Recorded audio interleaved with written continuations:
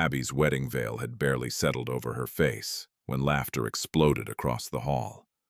"So, this is the man you chose," Tiffany sneered, staring at Cole's scuffed-up sneakers and simple jacket.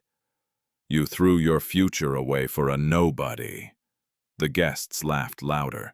Even Abby's mom, Sarah, lowered her tearful eyes in shame. Abby's hands trembled, but she did not let go of Cole's. Then, her Uncle Kevin stepped forward and spat the words that turned the whole room colder. "When you can't pay your rent, don't come crawling back to this family." But Cole did not flinch. He only lifted his gaze slowly, calm and unreadable, as the sound of luxury cars began pulling up outside the event hall. Long before the room filled with cruelty, before silk dresses rustled and expensive watches flashed under chandelier light, Abby had already learned what it meant to be humiliated quietly. Her life didn't collapse in one dramatic moment. It was worn down piece by piece. Every morning before sunrise, she woke to the sound of her mom coughing behind the thin sheet that divided their small rented apartment.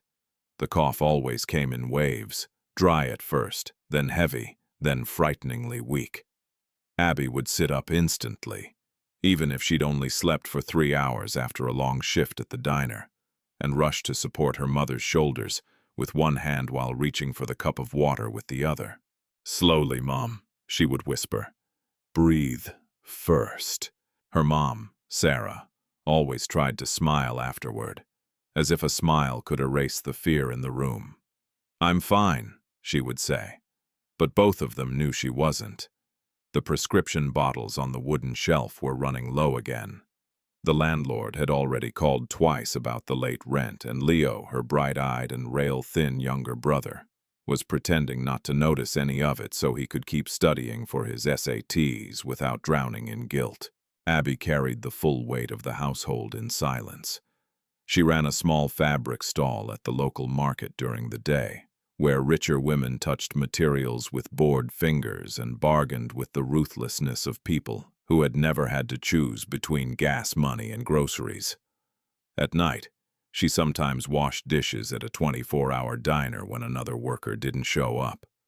On weekends, she did nails for neighborhood girls on her small apartment balcony, while traffic rumbled on the street below and children shouted in the parking lot. Still, it was never enough. Money disappeared the same hour it arrived. Rent, utilities, co-pays, groceries, gas, credit card debt. There was always another need, waiting with its hand outstretched. And always above those daily struggles, there was the family. Uncle Kevin liked to call himself a practical man. He wore expensive aftershave, spoke in the language of business deals and Q4 projections, and acted as if every cruel thing he said was simply wisdom from someone who understood how the world worked. Aunt Susan, his wife, was sharper in a different way. She smiled before insulting people. She could turn mockery into elegance. And their daughter, Tiffany, had inherited the worst of both of them. Pride without mercy. Beauty without kindness. Whenever Abby visited their large, gated community home to ask for help with her mom's treatment or to deliver documents related to old family matters, she felt like a stain brought into a polished room. One afternoon, after waiting nearly an hour in a bright living room that smelled of fresh flowers and lemon polish, Abby was finally called in. Kevin didn't invite her to sit. He leaned back in his leather chair and steepled his fingers. "So," he said, "how much is it this time?" Abby stood straight, despite the embarrassment creeping up her spine. "It's not for me. Mom needs another round of treatment. The doctor said if we delay again." Susan cut in with a soft laugh. "There's always another emergency with your side of the family." Abby swallowed. "She's your family, too." Tiffany, scrolling through her phone nearby, snorted without looking up. "Only when it's convenient." The words landed harder because they were said so casually. Kevin gave a long sigh, as if burdened by other people's misfortunes. "Abby, let me speak plainly. You're not a child anymore. Life isn't saved by tears. It's saved by strategy. Abby already knew what was coming. He rose from his chair and walked toward the window. Mr. Sterling has asked about you again. Her chest tightened immediately. Sterling. Wealthy, connected, impeccably tailored suits, a smooth voice, and dead eyes. The first time he had shaken Abby's hand, he had smiled too long. The second time, he had spoken to Kevin about her as if she were an asset that needed proper placement. The third time, he had let his gaze travel over her face and body with such calm entitlement that Abby went cold inside. "He's a respected man," Susan said. "A powerful man. He's old enough to buy respect, not earn it," Abby answered before she could stop herself. Tiffany looked up then, delighted by the tension. "And what exactly do you have to offer that lets you reject him? Pride? Pride doesn't pay hospital bills." Kevin turned around slowly. "Enough foolishness. Sterling can solve your problems. Your mother can receive the best care. Leo can study abroad one day. You can finally stop living hand to mouth." Abby stared at him. "At what price?" He spread his hands. "Marriage is always a partnership. Some women are simply intelligent enough to benefit from it." There it was. The truth, stripped clean. Not concern, not love, not family duty. A transaction. Something hot and bitter rose in Abby's throat, but she forced herself to stay steady. "I will not marry a man I do not trust." Tiffany laughed out loud this time. "Trust? Trust is what people with nothing else have to offer." Susan added almost gently, "You're running out of time, Abby. Beauty fades, sickness grows, opportunities close." Abby looked from one face to another and understood with a familiar pain that none of them saw her as a daughter, niece, or cousin. She was a problem that had not yet been monetized correctly. She left that house with burning eyes and a rigid back, refusing to let them see her cry.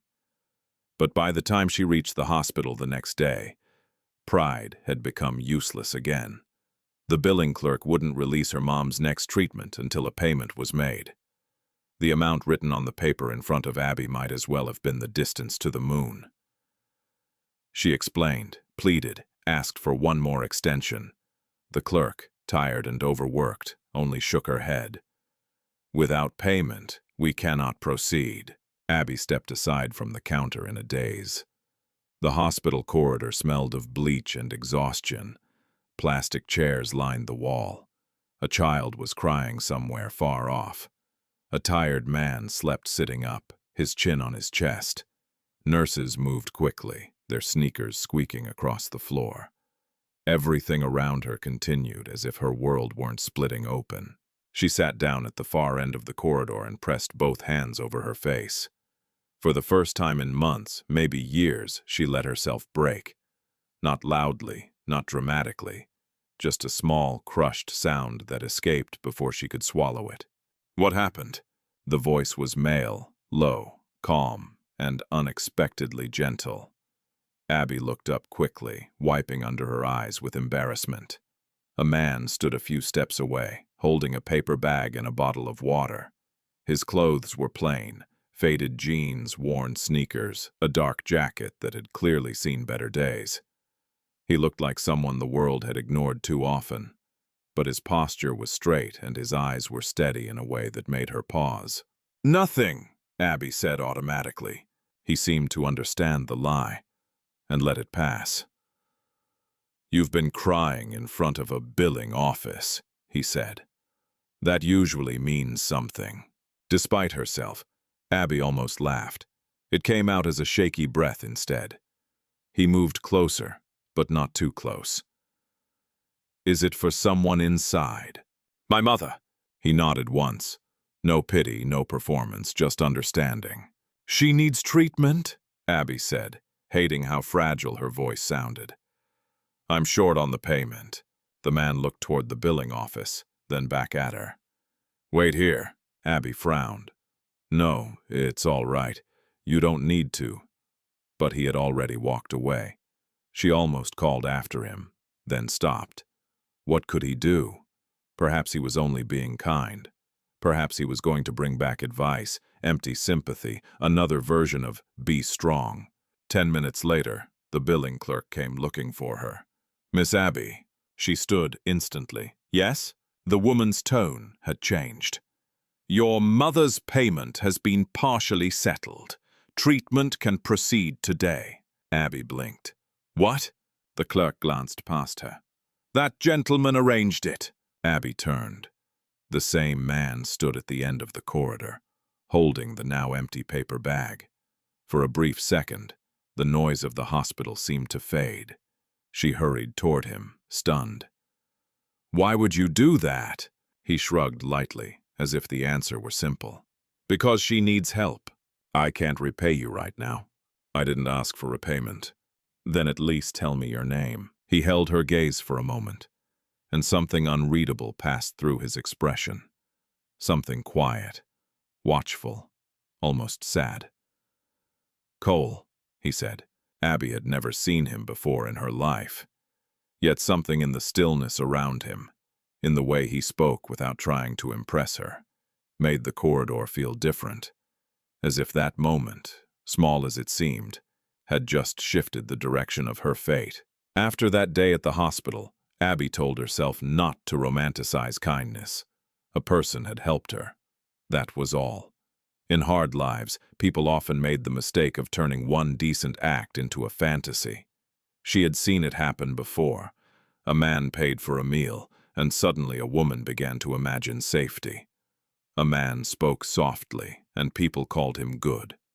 A man arrived at the right moment, and desperate hearts gave him meanings he had not earned. Abby refused to do that. Still, Cole returned. Not in dramatic ways, not with flowers, charm, or the oily confidence of men who like to make themselves seem important. He just appeared again and again at strange, necessary moments, as if he moved through the cracks of her life and somehow knew where the pressure points were.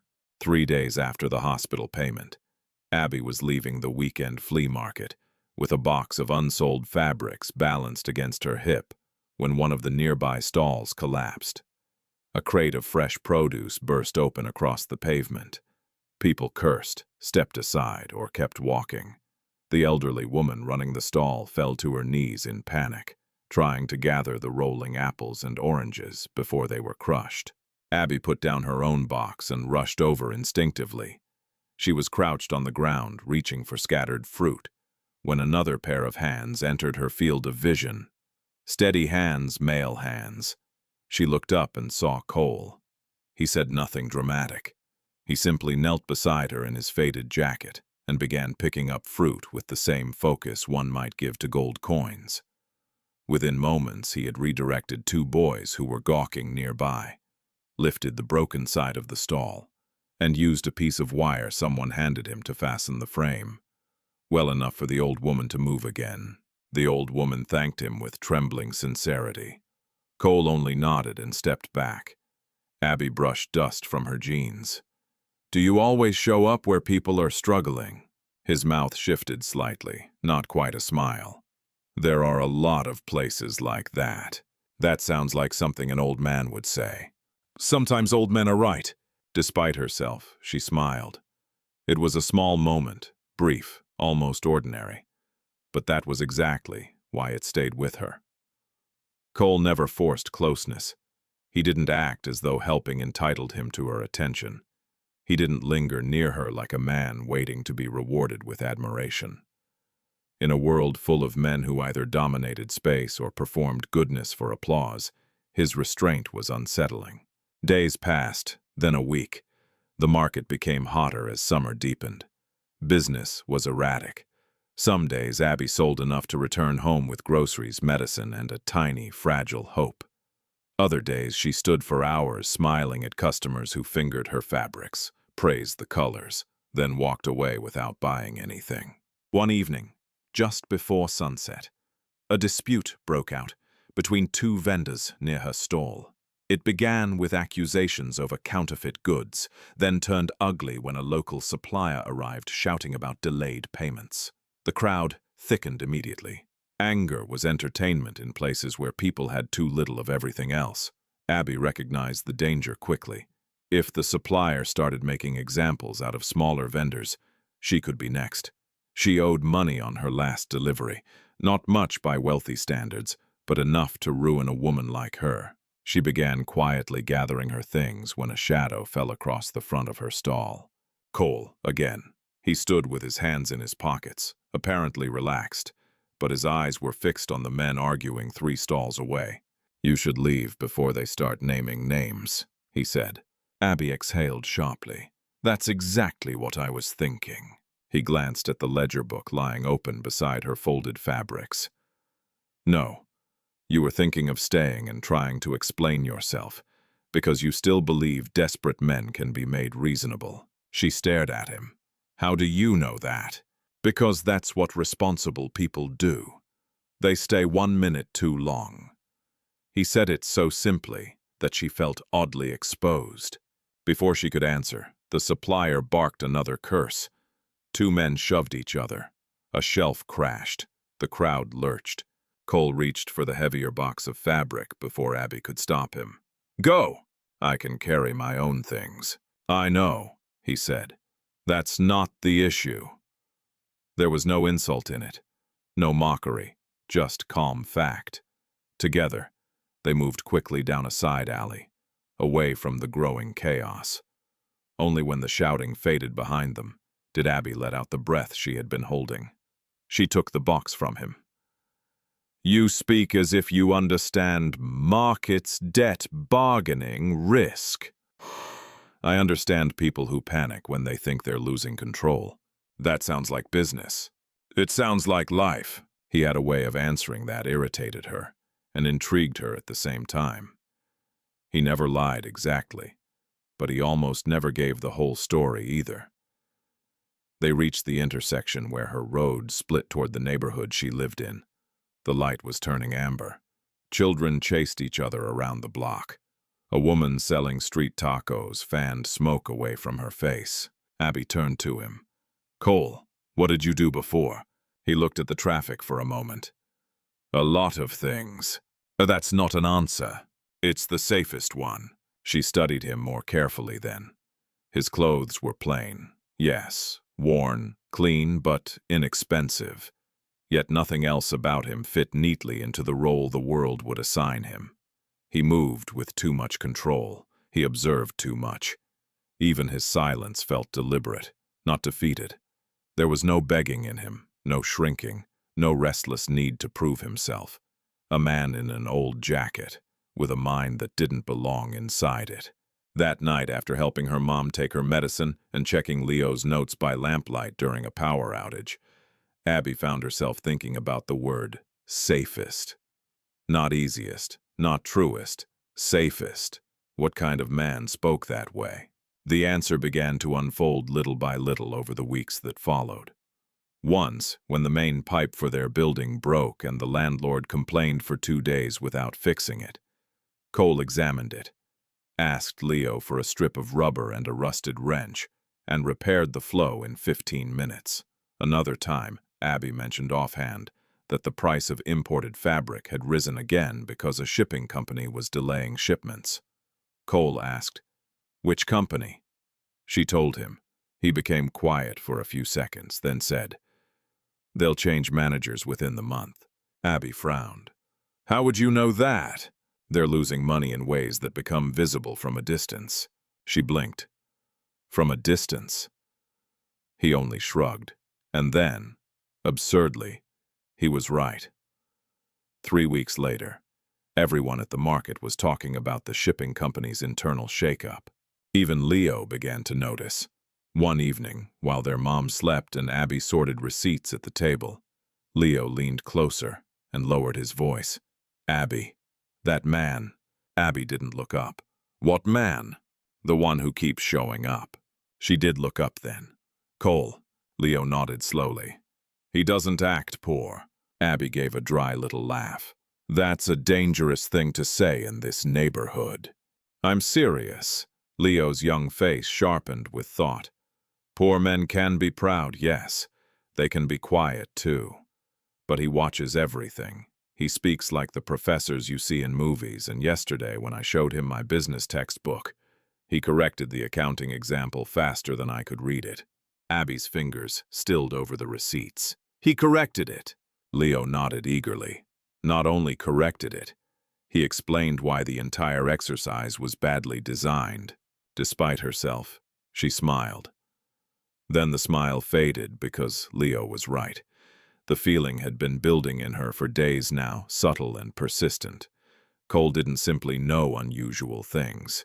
He knew the shape of systems. He understood leverage, timing, motive. He could look at a quarrel in the market and see the invisible structure beneath it. He could stand beside broken things and speak as though he had seen larger collapses. And each time Abby got close to asking the right question, something interrupted. Usually family. Uncle Kevin had become more aggressive. He sent messages, left instructions through relatives, asked after Sarah's treatment, with the false concern of a man calculating how desperation might be used. Aunt Susan invited Abby to small dinners where wealthy friends happened to be present. Tiffany sent photos of luxury events with captions sharp as knives.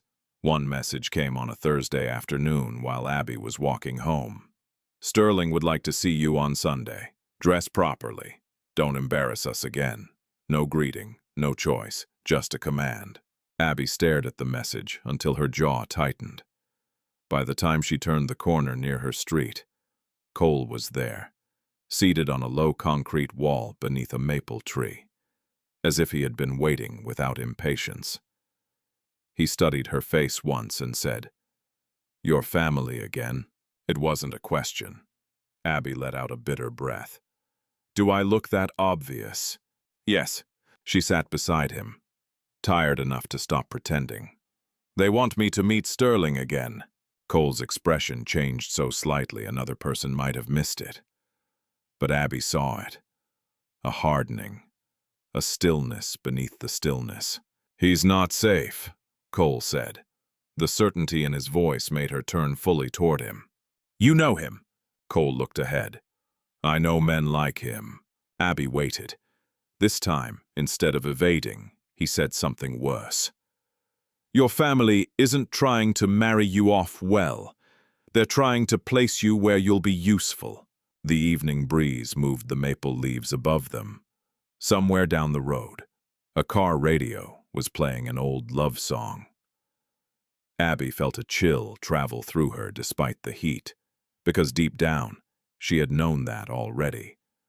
But hearing Cole say it aloud made it feel real in a new and dangerous way. And for the first time, she understood that whatever secrets lived behind his worn clothes, they were not small. By the time Sunday arrived, the air inside Kevin and Susan's house felt like a trap, disguised as hospitality.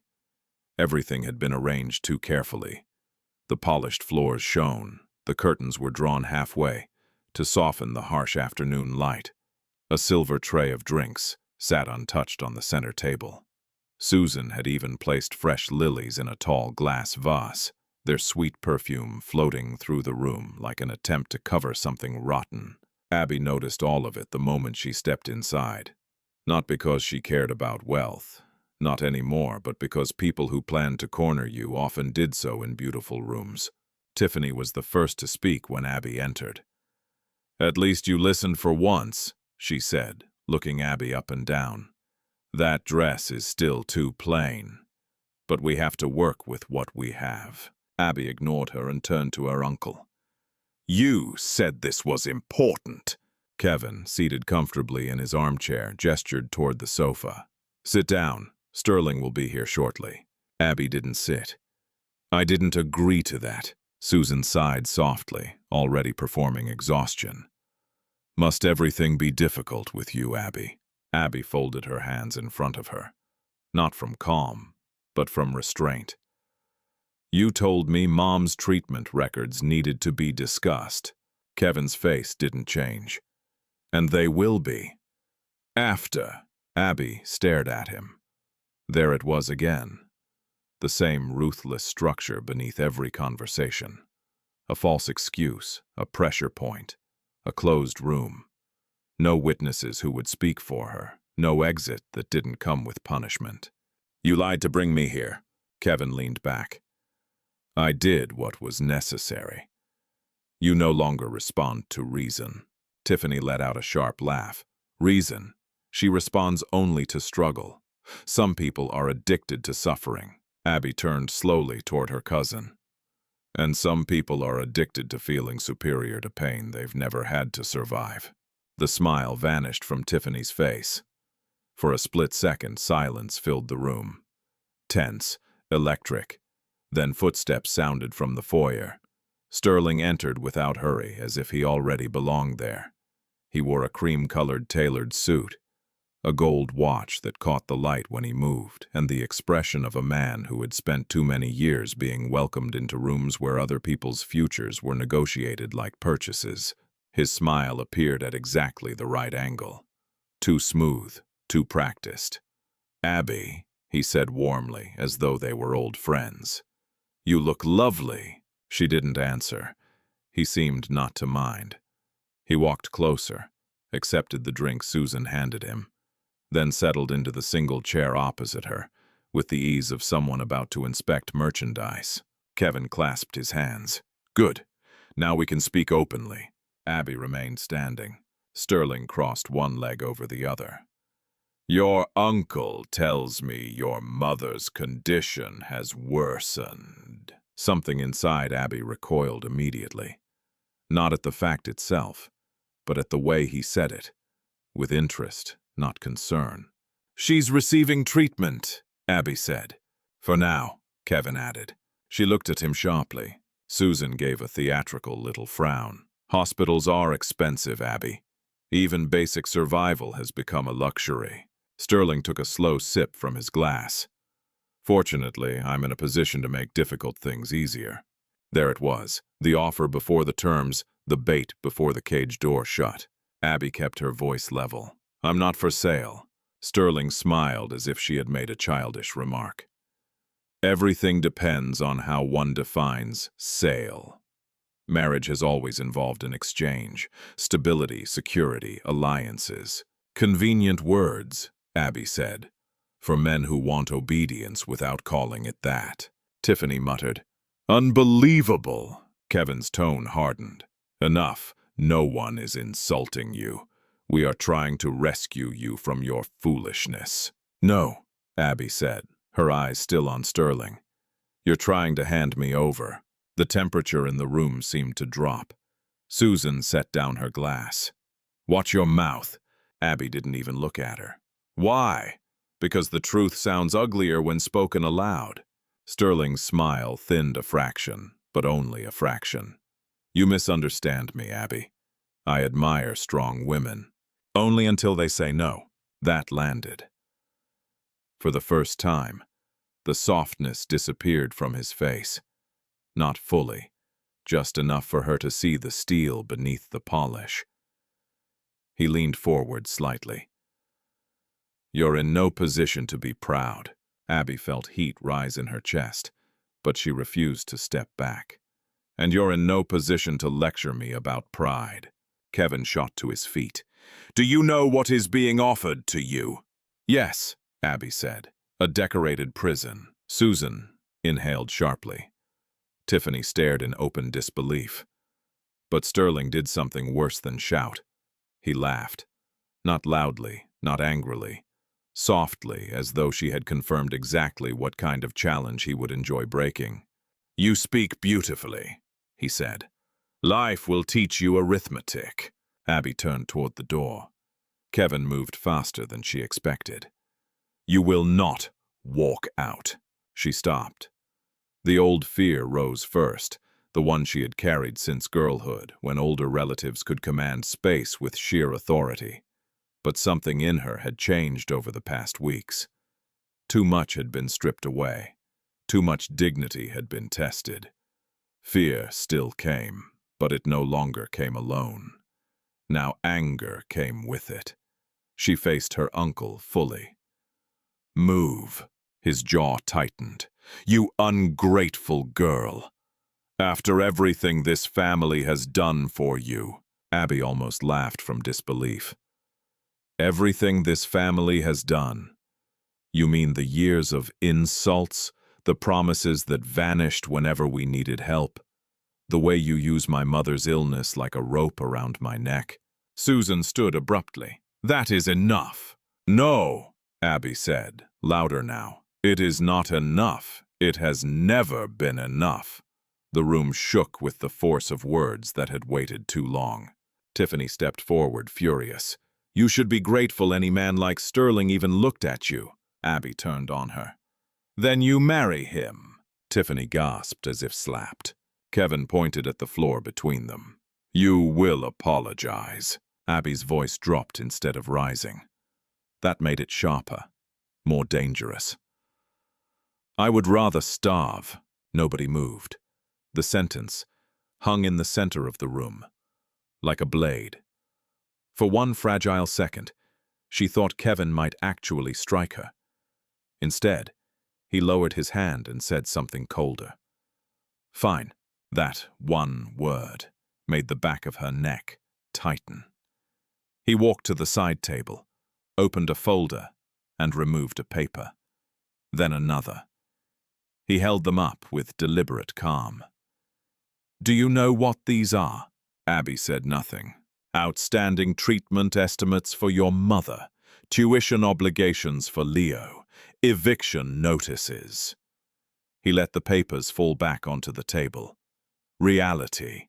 Susan stepped in smoothly, sensing the wound and pressing it. "No one wants suffering for your mother. No one wants your brother's education interrupted. But adults must make adult choices." Tiffany crossed her arms again, recovering her cruelty. "Romantic nonsense is for girls with options." Abby looked at the papers, then at the faces around her. And in one terrible instant, she understood that this meeting had never been about persuasion, only leverage. The room blurred around the edges, not from tears but from the effort of holding herself together. She thought of her mom, coughing through the night. Leo pretending hunger didn't bother him. The unpaid medicine, the unpaid rent. The way desperation made every moral line feel expensive. Sterling rose from his chair and walked toward her slowly, like a man approaching a nervous animal. When he stopped, he was just close enough to invade her space without touching.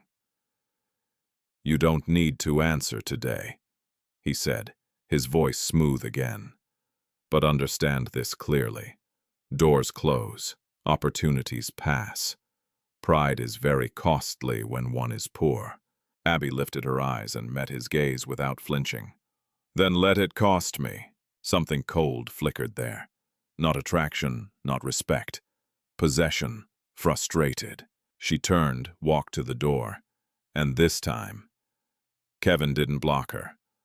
Perhaps he believed she would break later. Perhaps he was already calculating a more efficient kind of cruelty. As she stepped outside, the late afternoon sun struck her face like heat from an oven. Her breath came too fast. Her hands trembled. She didn't cry, not yet.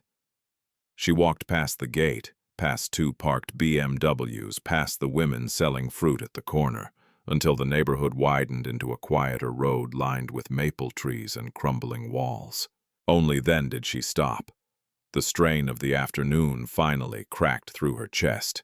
She pressed one hand over her mouth and drew in air that wouldn't settle. What did they threaten this time? Cole's voice, low, steady, nearby. She turned.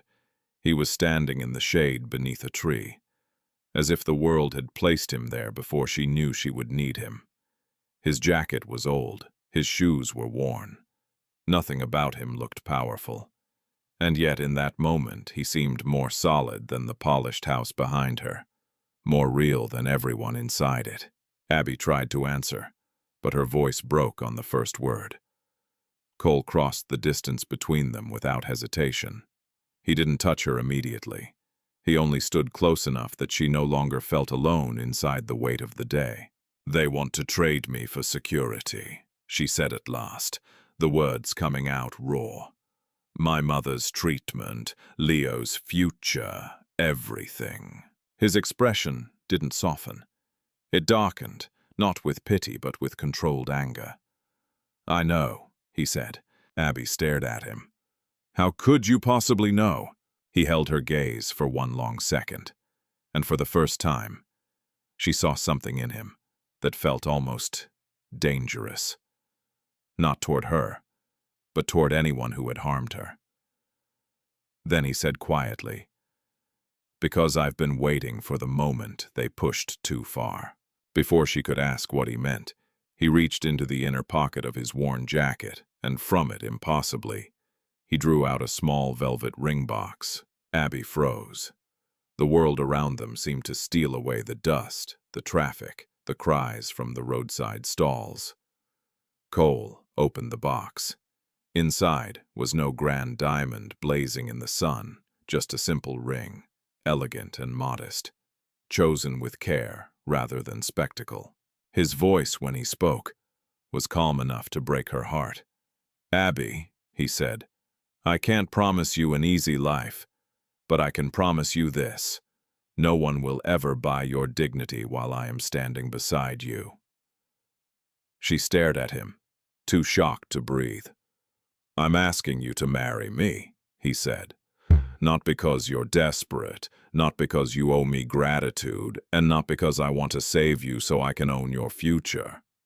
I'm asking because I have watched you choose responsibility over comfort, decency over advantage, and truth over fear, and I would rather stand beside a woman like that in hardship than beside a liar in a palace." Tears burned her eyes now.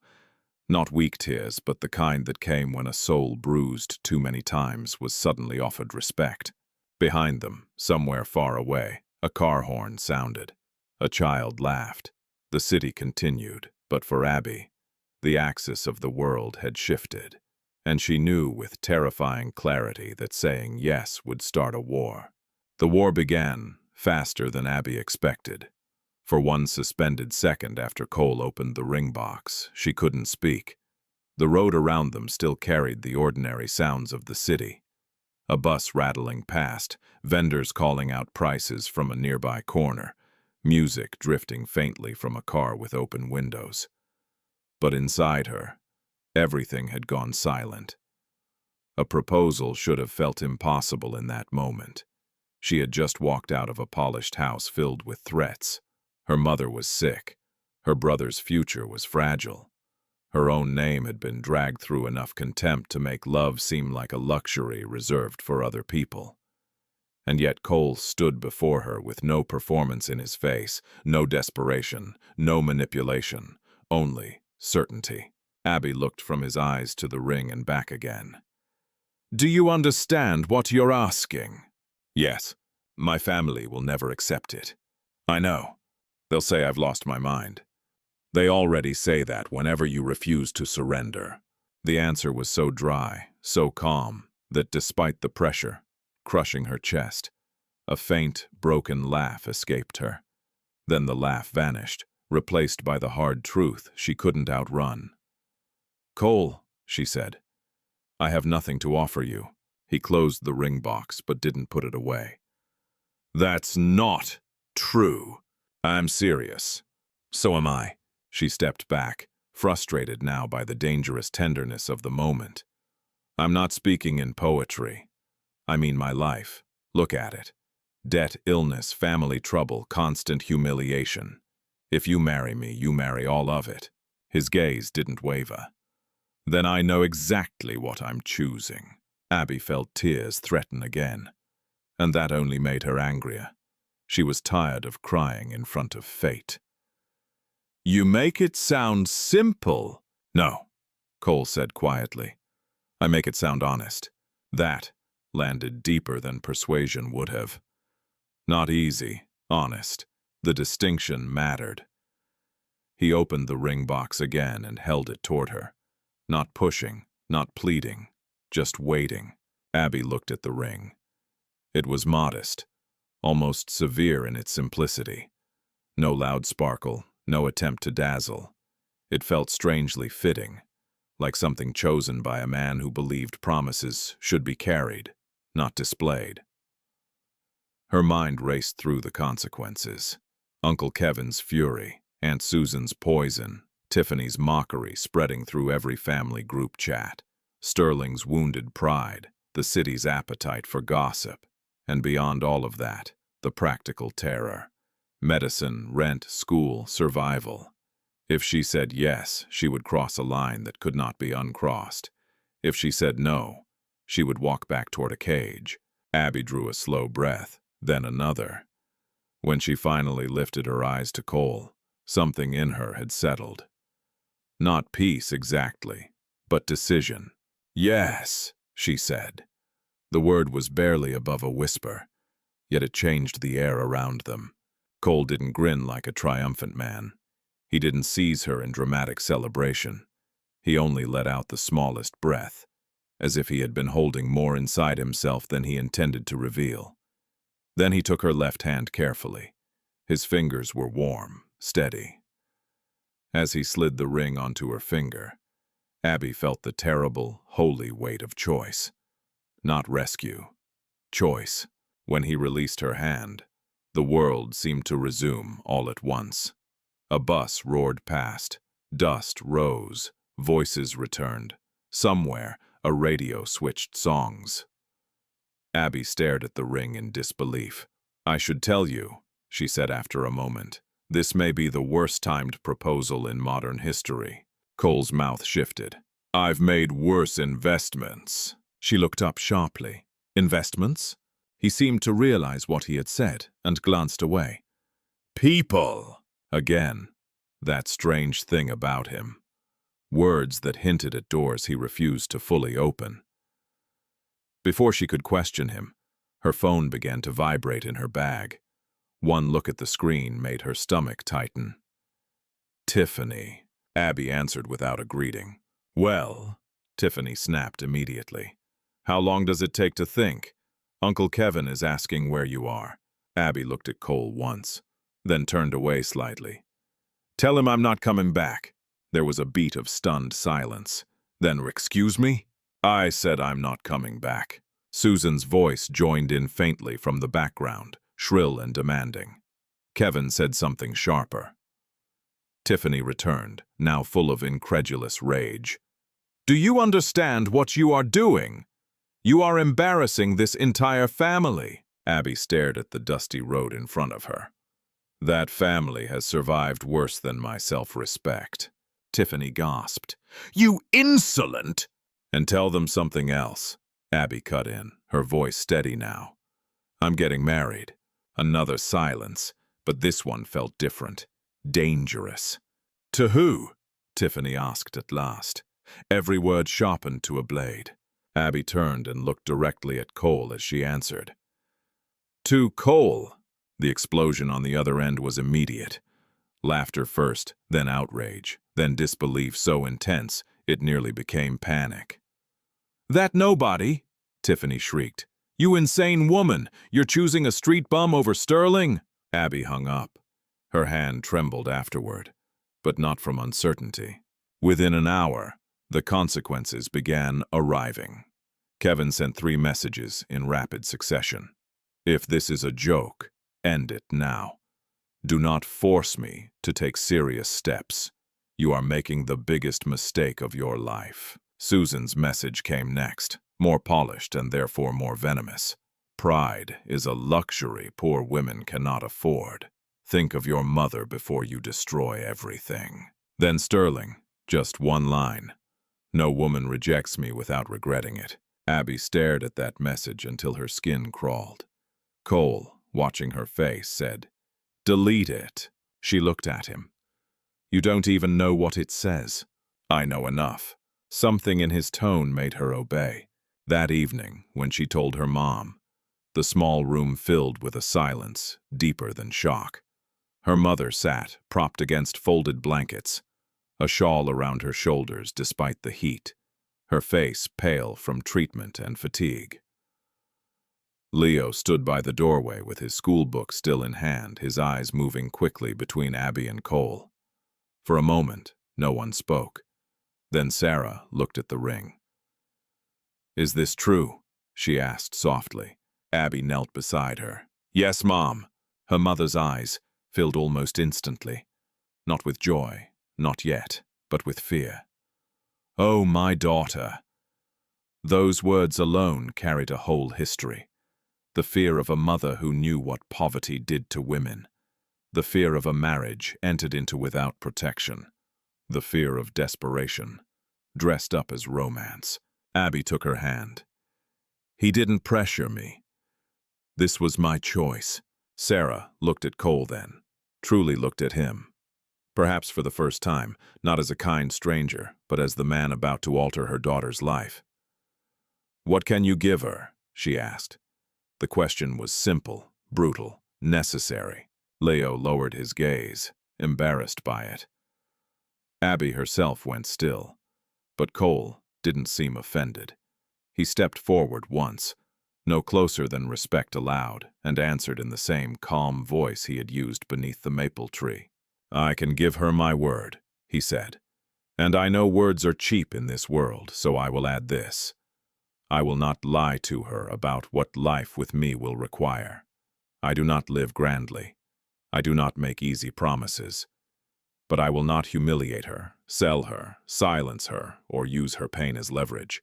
I will stand with her mother as if she were my own. I will protect Leo's future as if he were my brother, and if hardship comes, she will not face it alone." No one in the room moved. There are speeches that impress and speeches that settle somewhere quieter and deeper, because they are spoken without a hunger for applause. This was the second kind. Sarah's eyes shimmered. "And love?" she asked, her voice trembling. "Do you love her?" Cole's expression changed in a way Abby couldn't fully name. It wasn't theatrical softness. It was something rarer, something like a man allowing the truth to stand uncovered. "Yes," he said. Abby looked down immediately, because the force of hearing it nearly undid her.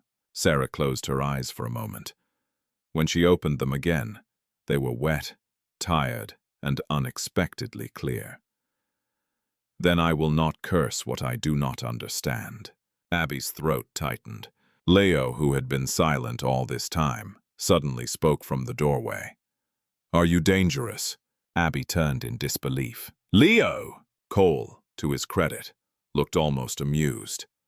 "That depends," he said. "On what? On who is trying to hurt your sister?" Leo considered that with startling seriousness, then nodded once, as if some private assessment had been completed. "All right." It was such a strange, earnest response that even Sarah laughed weakly through her tears. For one fragile hour, the room felt lighter. Then the knock came, hard, sharp, repeated. Everyone froze. Abby rose at once. Before she could reach the door, it swung inward.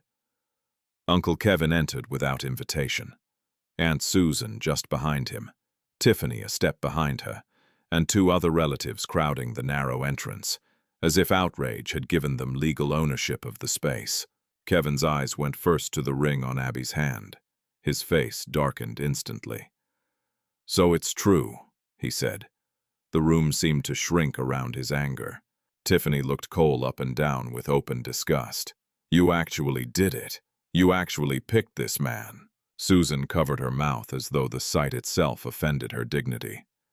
"In front of your sick mother, too. Shameless." Abby stepped forward, placing herself between them and the bed.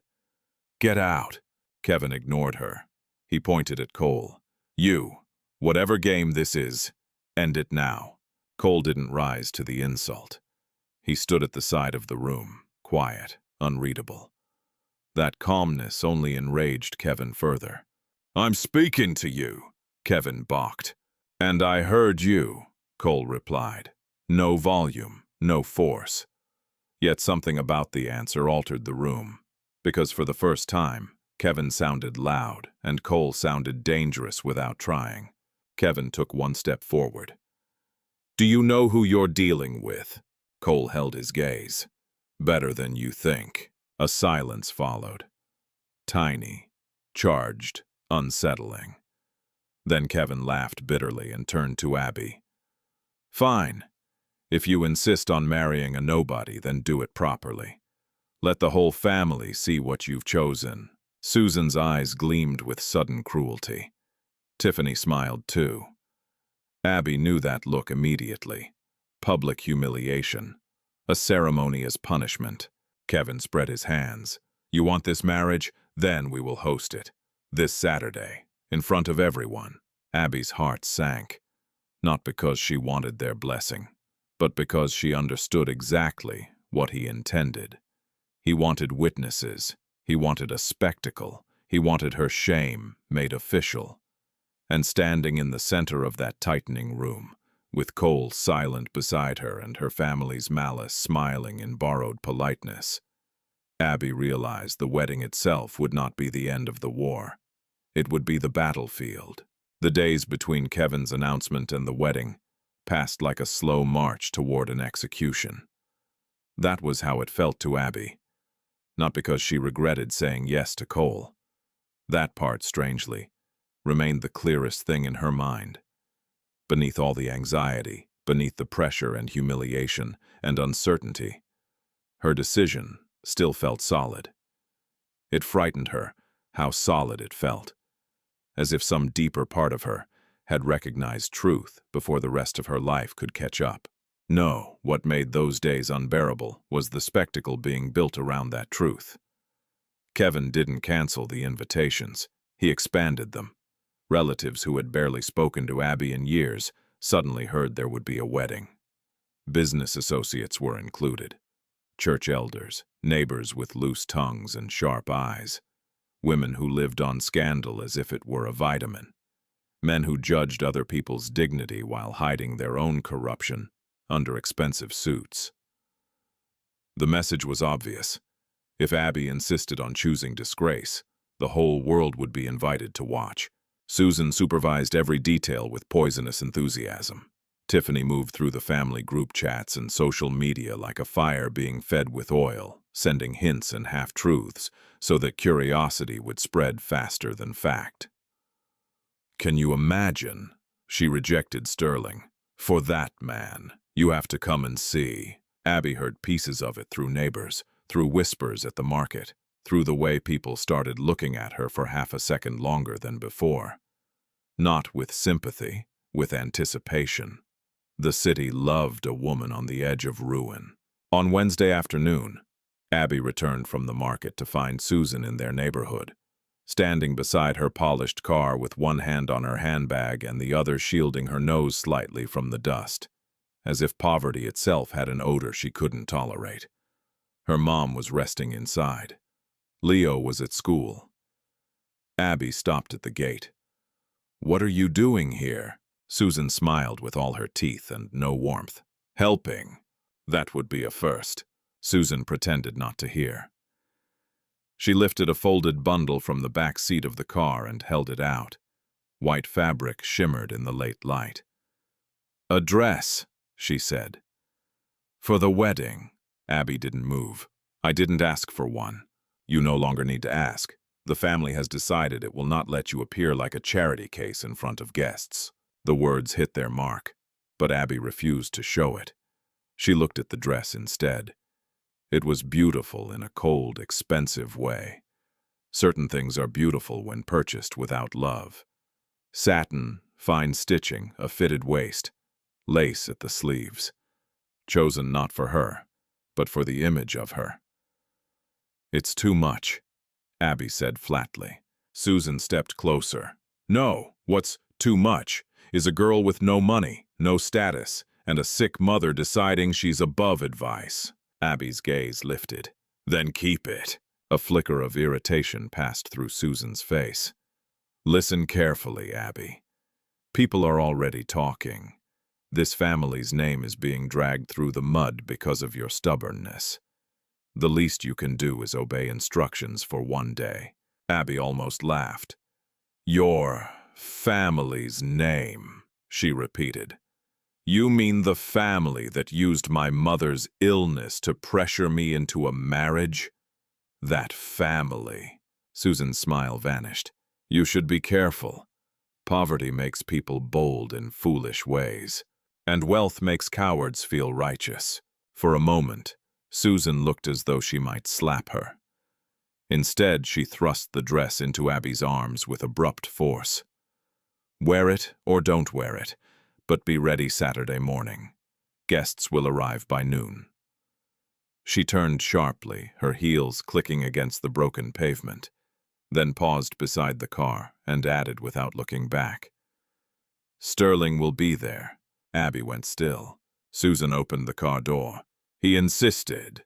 Then she left. The silence afterward felt sickening. Abby stood alone in the yard with the white dress draped over her arms like a warning. That evening, when Cole arrived, he found her seated on the low stool outside the apartment, the dress folded beside her, untouched. He looked at her face once, then at the fabric. "Your family sent armor." Abby gave a tired breath that almost resembled a laugh. "Armor for the version of me they want displayed." He lowered himself onto the step near her. The air smelled faintly of charcoal fires from a nearby barbecue and evening rain that might or might not come. Somewhere down the road, a preacher's voice rose through a crackling loudspeaker. Children shouted over a basketball. Abby touched the edge of the dress with 2 fingers. "Susan said Sterling will be there." Cole's expression didn't visibly change, but the stillness around him tightened. "That's not surprising." "It is to me. He doesn't look like a man who accepts humiliation privately." Abby turned to him. "You say things like you know him." Cole was quiet for a beat too long. Then he said, "I know the type." Again, that answer. Again, the partial truth. Under any other circumstances, Abby might have pressed him harder, but exhaustion had made her honest in a different way. "I'm afraid," she admitted. Cole didn't rush to contradict her. That was one of the things she had come to notice about him. He never insulted pain by pretending courage meant its absence. "You should be," he said. Abby blinked at him, then let out a humorless laugh. "That's not comforting." "No," he said. "It's respectful." She looked away. The evening deepened around them. After a moment, he spoke again. "Fear isn't always a warning to retreat. Sometimes it's proof that what stands ahead matters."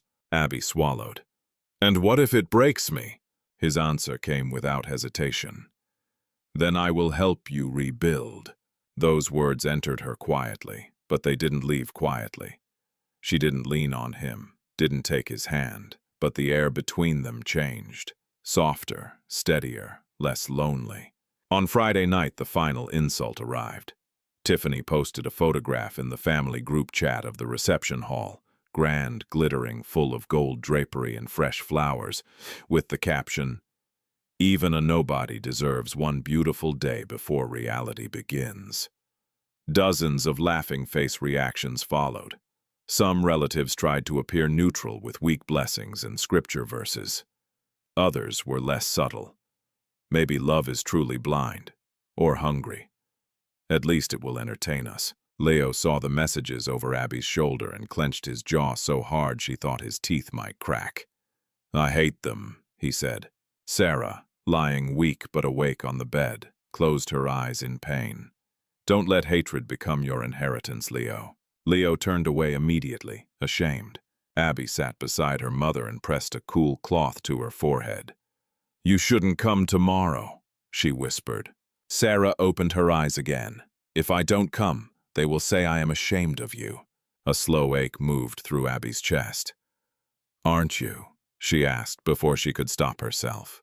The question seemed to wound her mother more than the fever did. Sarah lifted one trembling hand and touched Abby's cheek. "Never of you. Only of the world that makes good women suffer for choosing their own lives." Abby bowed her head and kissed her mother's hand. The next morning came, bright, hot, and merciless. From early dawn, the neighborhood was already alive with noise. Church bells in the distance, women sweeping front steps, city buses hissing smoke into the road. Inside the small room, the atmosphere felt almost sacred in its tension. Abby dressed slowly. She wore the white gown Susan had sent because refusing it now would only feed more gossip, and she had no energy left to fight through fabric. The dress fit perfectly, which somehow made it worse, as if someone had studied her measurements in order to package her humiliation with precision. Leo helped their mom into a chair near the window so she could rest before they left. He himself wore his cleanest shirt, though the collar had gone soft from many washings. He stood straighter than usual, jaw set, trying to look like the man of the family when he was still only a boy. When Cole arrived, everything in the room seemed to pause. He wore a plain black suit. Not shabby, not elegant, just simple, almost severe. The kind of suit a man might wear if he wanted to give the world no information, except his refusal to bow before it.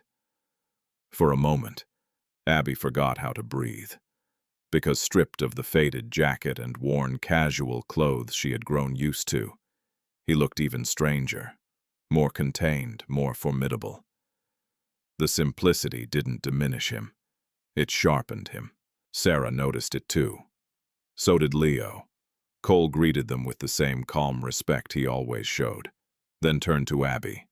His eyes moved over her once, not with greed, not with performance, but with something that made her feel seen all the way through. "You look beautiful," he said. It should have sounded ordinary. It did not. Abby lowered her gaze because heat had risen to her face. "You look," she began, then stopped. "Not broke," Leo finished bluntly from across the room. Silence. Then to Abby's horror, Sarah laughed. A weak laugh, but real. Even Cole seemed faintly amused. "I'll take that as a compliment." The car sent by Kevin arrived shortly after. Of course, he had sent a luxury vehicle, not as kindness, but as theater. Let the poor bride arrive in wealth she did not own. Let the contrast do its cruel work. The ride to the venue felt longer than it was. As the city shifted from crowded streets to the more polished district where the hall stood, Abby watched storefronts, traffic lights, hotel entrances, and polished glass towers slide past the window in a blur. People outside continued with their lives, unaware that inside the car, a woman was traveling toward the public testing of her dignity. She kept one hand folded over the other in her lap to hide their trembling. Cole sat beside her, silent but not distant, silent in the way of someone conserving force. When the hall finally came into view, large white draped in floral displays and lined with parked luxury cars, Abby felt her stomach turn. Guests were already arriving. Women in rich fabrics, men in tailored suits, camera flashes, laughter, perfume, gold jewelry catching sunlight like little declarations of success. And all of it waiting for them. As the car slowed at the entrance, Abby saw Tiffany near the doors in a fitted emerald dress, laughing with two cousins. She looked radiant, cruel, and delighted. Beside her stood Susan, regal and poisonous in silver. Kevin, already surrounded by men from his business and church circles, wore the self-important expression of a patriarch convinced he was controlling the narrative. And then Abby saw Sterling. He stood just inside the entrance in a charcoal suit, one hand in his pocket, his face composed. But when his gaze found her through the car window, the politeness fell away for one instant. What replaced it was worse. Not heartbreak, not regret. Possession. Denied. Abby's breath caught. The car stopped completely. Outside, heads were already turning. Guests were beginning to notice, whispering, smiling, waiting for the performance to begin. Inside the car, no one moved. Then Abby felt Cole's hand close gently around hers. Not gripping, just steadying. She looked at him. He was watching the hall doors with an unreadable expression, as if what stood ahead was not simply a wedding venue, but the entrance to something long prepared. When he spoke, his voice was calm, too calm. "Whatever happens in there," he said, "do not let go of my hand." A chill passed through her, not from fear alone, but now from the growing sense that Cole was not walking into this day uncertainly. He was walking into it ready. And for the first time, as the doors of the car opened and the noise of the crowd rushed toward them. Abby wondered whether the wedding her family had staged, as her humiliation was about to become something else entirely. The moment Abby stepped out of the car, the whispers spread faster than wind through dry grass. She felt them before she clearly heard them. A rustle of voices, a turning of heads, a pause in laughter, the subtle shock of people seeing scandal arrive in white satin. The sun was high above the entrance hall, bright enough to make the polished windows flash. Camera phones lifted almost instantly among younger guests. Older women leaned toward one another behind jeweled fans and gloved fingers. Men straightened their jackets and watched with the smug alertness of people who believed they were about to witness a cautionary tale. Abby tightened her grip on the side of her dress. Beside her, Cole stepped out with unhurried calm. That calmness disturbed the performance immediately. He should have looked ashamed, people seemed to think, or overwhelmed, or at least grateful to have been allowed into a place like this. Instead, he stood beside Abby in his plain black suit, with a stillness so complete, it made the glitter around them seem noisy and childish. For one strange second, no one knew how to begin humiliating him. Then Tiffany recovered first. She descended the entrance steps with a brilliant smile, sharpened by cruelty. "There they are," she called, loud enough for surrounding guests to hear. The bride and her surprise. A few people laughed. Abby felt the heat rise to her face, but she kept walking. Tiffany circled them like someone inspecting a display she intended to ridicule publicly. Her gaze swept over Cole's suit, paused at his shoes, then lifted to his face with theatrical pity. "Well," she said, "at least someone made an effort. I almost didn't recognize you without the dusty jacket." Susan joined her, every movement polished. "Abby," she said sweetly, "you're late. Guests have been asking questions." "Then answer them honestly," Abby replied. "Tell them you invited them to witness your own cruelty." A few heads turned more sharply at that. Susan's smile barely flickered. "Careful. Brides should glow, not snarl." Kevin approached next, flanked by two men from his business circle and one church elder who looked uncomfortable already. Kevin wore the expression of a patriarch determined to remain in control. But there was a strain around his mouth now, the strain of a man who had expected shame and gotten resistance instead. He stopped directly in front of Cole. For a beat, neither man spoke. Then Kevin said with deliberate contempt, "I see you found a suit. People wear different things to funerals," Cole replied. The sentence was quiet. So quiet that for half a second, only those nearest seemed to catch it. Then the meaning landed. Abby turned sharply toward him. Tiffany blinked. Even Susan's expression faltered. Kevin gave a short, unbelieving laugh. "Funerals? Don't get poetic with me, young man. You are here because my niece has made a reckless choice, and I have tolerated it more graciously than you deserve." Cole's face didn't change.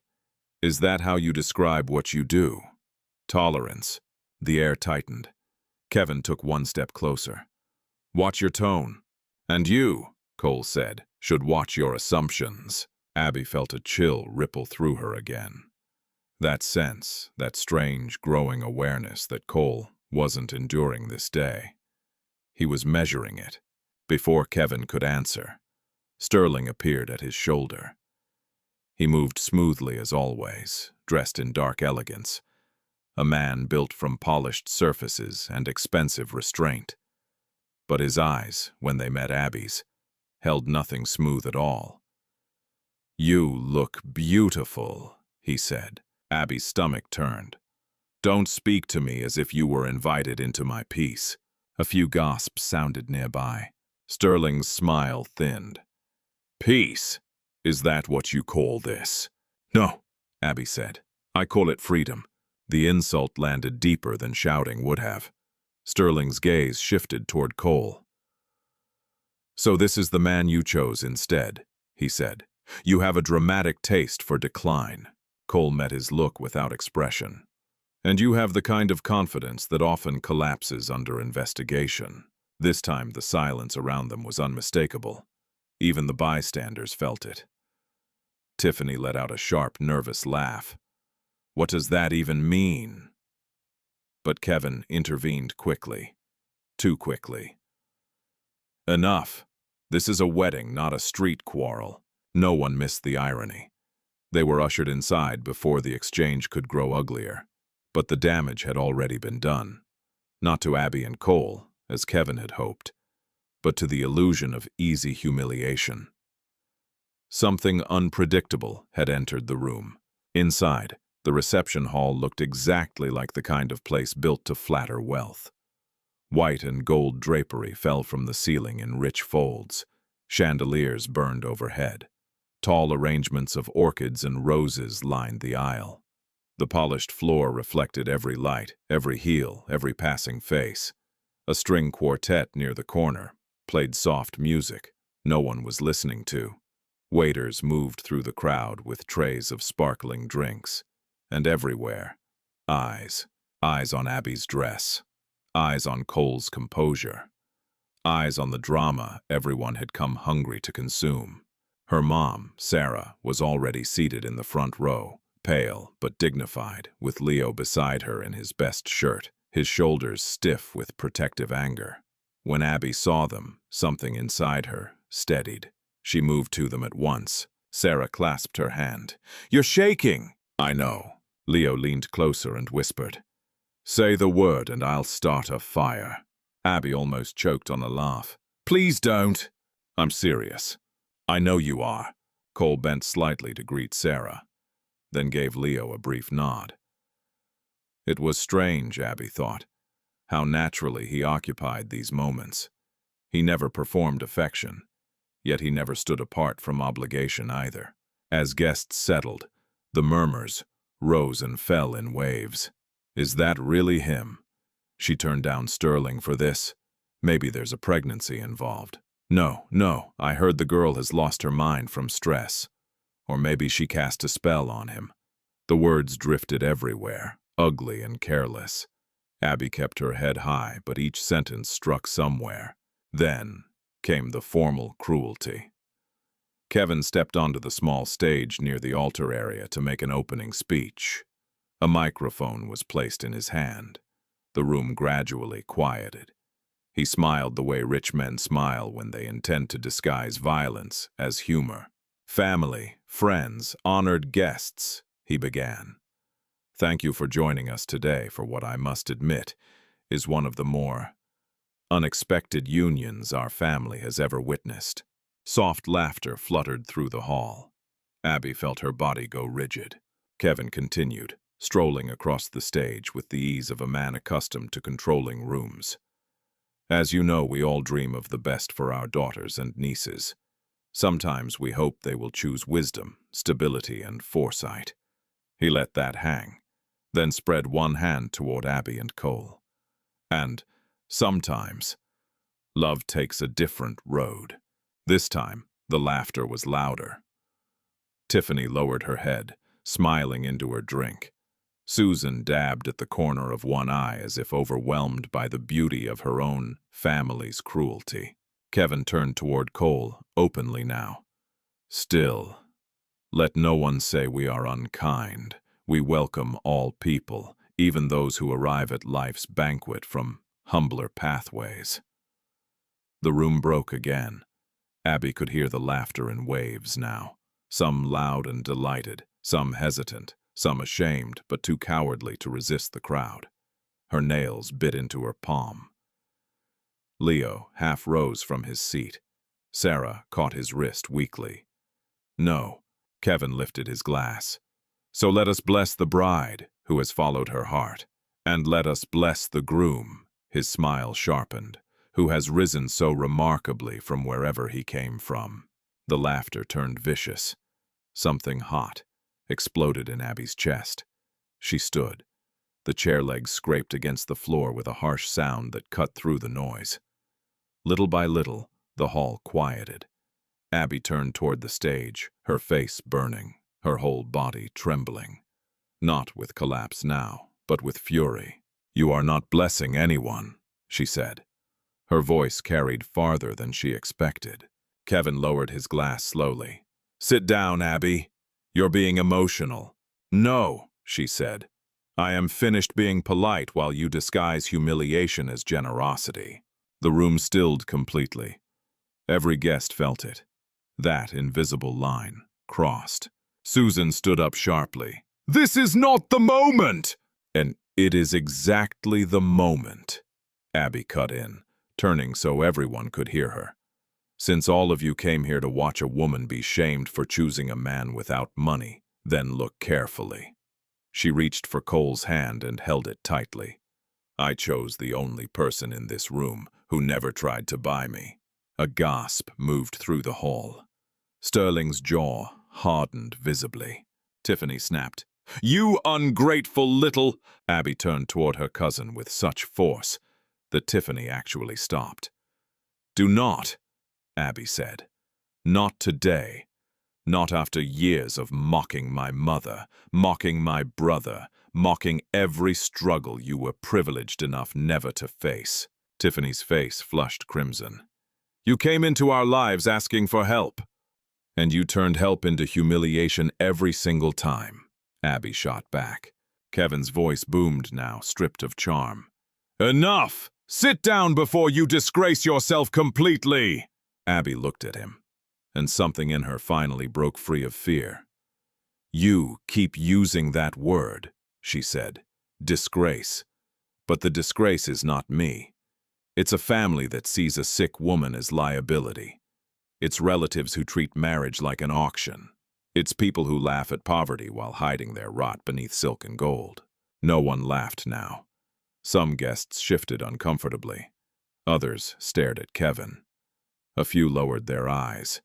The truth had entered the room, and truth had a way of making even beautiful places look ugly. Kevin stepped down from the stage, his face dark with fury. "You foolish girl. Do you think this man can protect you from consequences?" Before Abby could answer, Cole rose. He didn't move quickly. That made it more powerful. He stood beside her, tall and composed, then turned toward Kevin with a calmness that felt almost like judgment. "For months," Cole said, "I have listened while you insulted her, manipulated her, threatened her mother, and tried to trade her future to men who treat women like acquisitions." His voice was not loud, but the room bent toward it. Kevin laughed harshly. "And who are you to speak on my family's matters?" Cole looked at him for one long second. Then he reached into the inside pocket of his plain black suit and removed a phone. He pressed a button.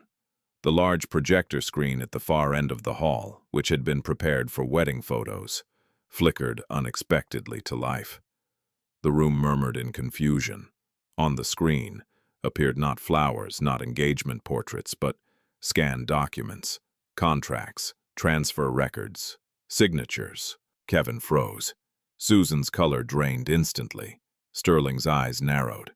Abby stared at the screen, uncomprehending at first. Then Cole spoke again, each word precise. "You asked who I am," he said. "That's the wrong question." He turned, not to Abby this time, not to Kevin alone, but to the entire hall full of witnesses who had come for a spectacle. "The better question," he said, "is how much all of you truly know about the people you came here to applaud." A low wave of unease moved through the guests. Kevin took a step forward. "Turn that off." Cole didn't even look at him. No. And in that instant, Abby understood. The wedding her family had staged as a public humiliation had become something far more dangerous. A reckoning. For a few suspended seconds after the projector came alive, nobody in the hall seemed to breathe. The documents on the screen glowed white against the gold-draped walls. Transfer records, land deeds, account summaries, legal notices, signatures enlarged so clearly that even people seated near the back began leaning forward to see. What had been a wedding, a moment earlier, now felt like a courtroom, wrapped in flowers. Kevin recovered first, but only on the surface. "This is nonsense!" he barked. "Turn it off!" Cole remained standing beside Abby, one hand still holding the phone that controlled the screen. He looked neither angry nor triumphant. If anything, he looked colder than before, as though some part of him had stepped out from hiding and no longer cared to soften itself for other people's comfort. "No," he said. The single word landed like stone. Susan rose so quickly, her chair scraped harshly against the floor. "How dare you hijack a family ceremony with forged papers?" "Forged?" Cole asked mildly. He tapped the screen once on his phone. The image changed. A scanned letter appeared first, then a set of property registration forms, then a bank trail linking payouts over several years. At the bottom of one page was Kevin's full signature, on another, Susan's, on a third, the seal of a legal office. Abby recognized with a painful jolt her late father's estate office. The room shifted around her. A rushing sound filled her ears, not from the guests, but from inside her own body. Her mom, Sarah, had gone completely still in the front row. Leo's eyes were wide with a shock so fierce it looked almost adult. Cole's voice cut through the silence. "These records concern the estate of the late Daniel Hayes," he said. "More specifically, the assets designated for his widow, Sarah Hayes, and his daughter, Abby Hayes. The name of her father, spoken into microphones and chandeliers and gossiping silence, struck Abby deeper than any insult had."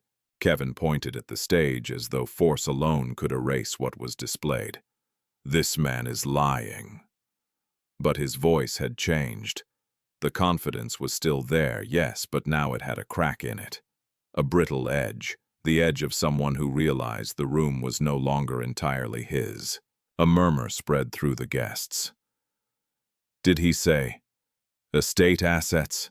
I thought Kevin handled all that after the funeral. Wasn't there some dispute years ago?"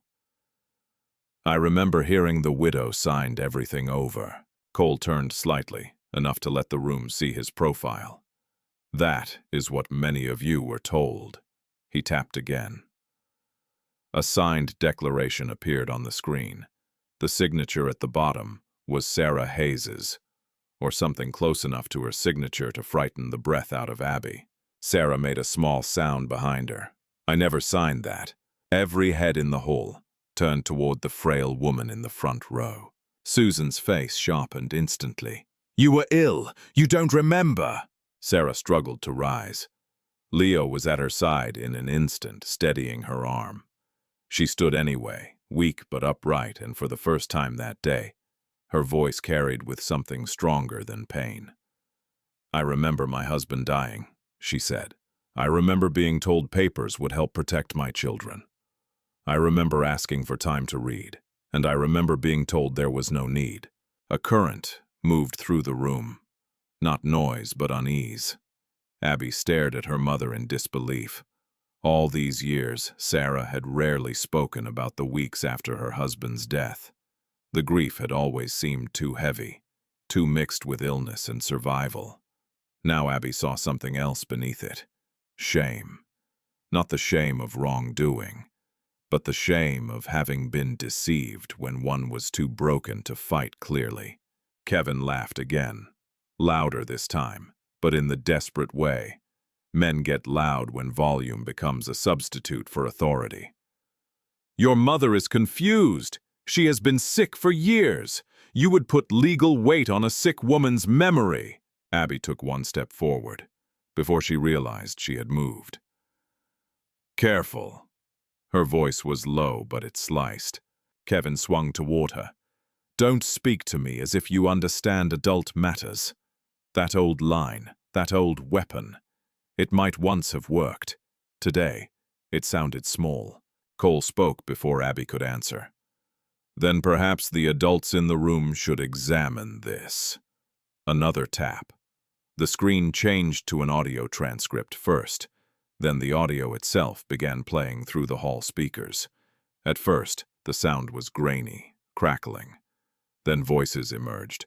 Kevin's voice, Susan's voice, older but unmistakable. She won't manage anything in her state. Move the title now before the girl is old enough to ask questions. Tell the widow it's temporary. We can absorb the medical debt through the company and recover it later. Abby's knees nearly gave way. The hall erupted. Not fully, not yet, but in shocked waves. Gasps, sharp whispers, a chair falling somewhere near the side aisle. One of the church elders covered his mouth. Two women near the back began arguing under their breath about whether this could be real. Susan shouted over the speakers, "Turn that off!" Cole did.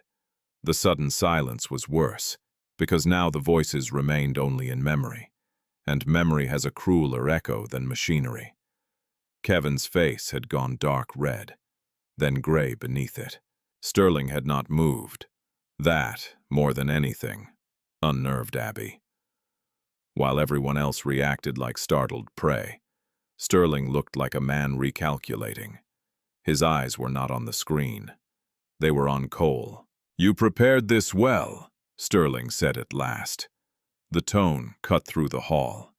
Calm. Too calm. Cole finally looked at him directly. "Some truths require preparation." Abby turned sharply toward Cole. Prepared.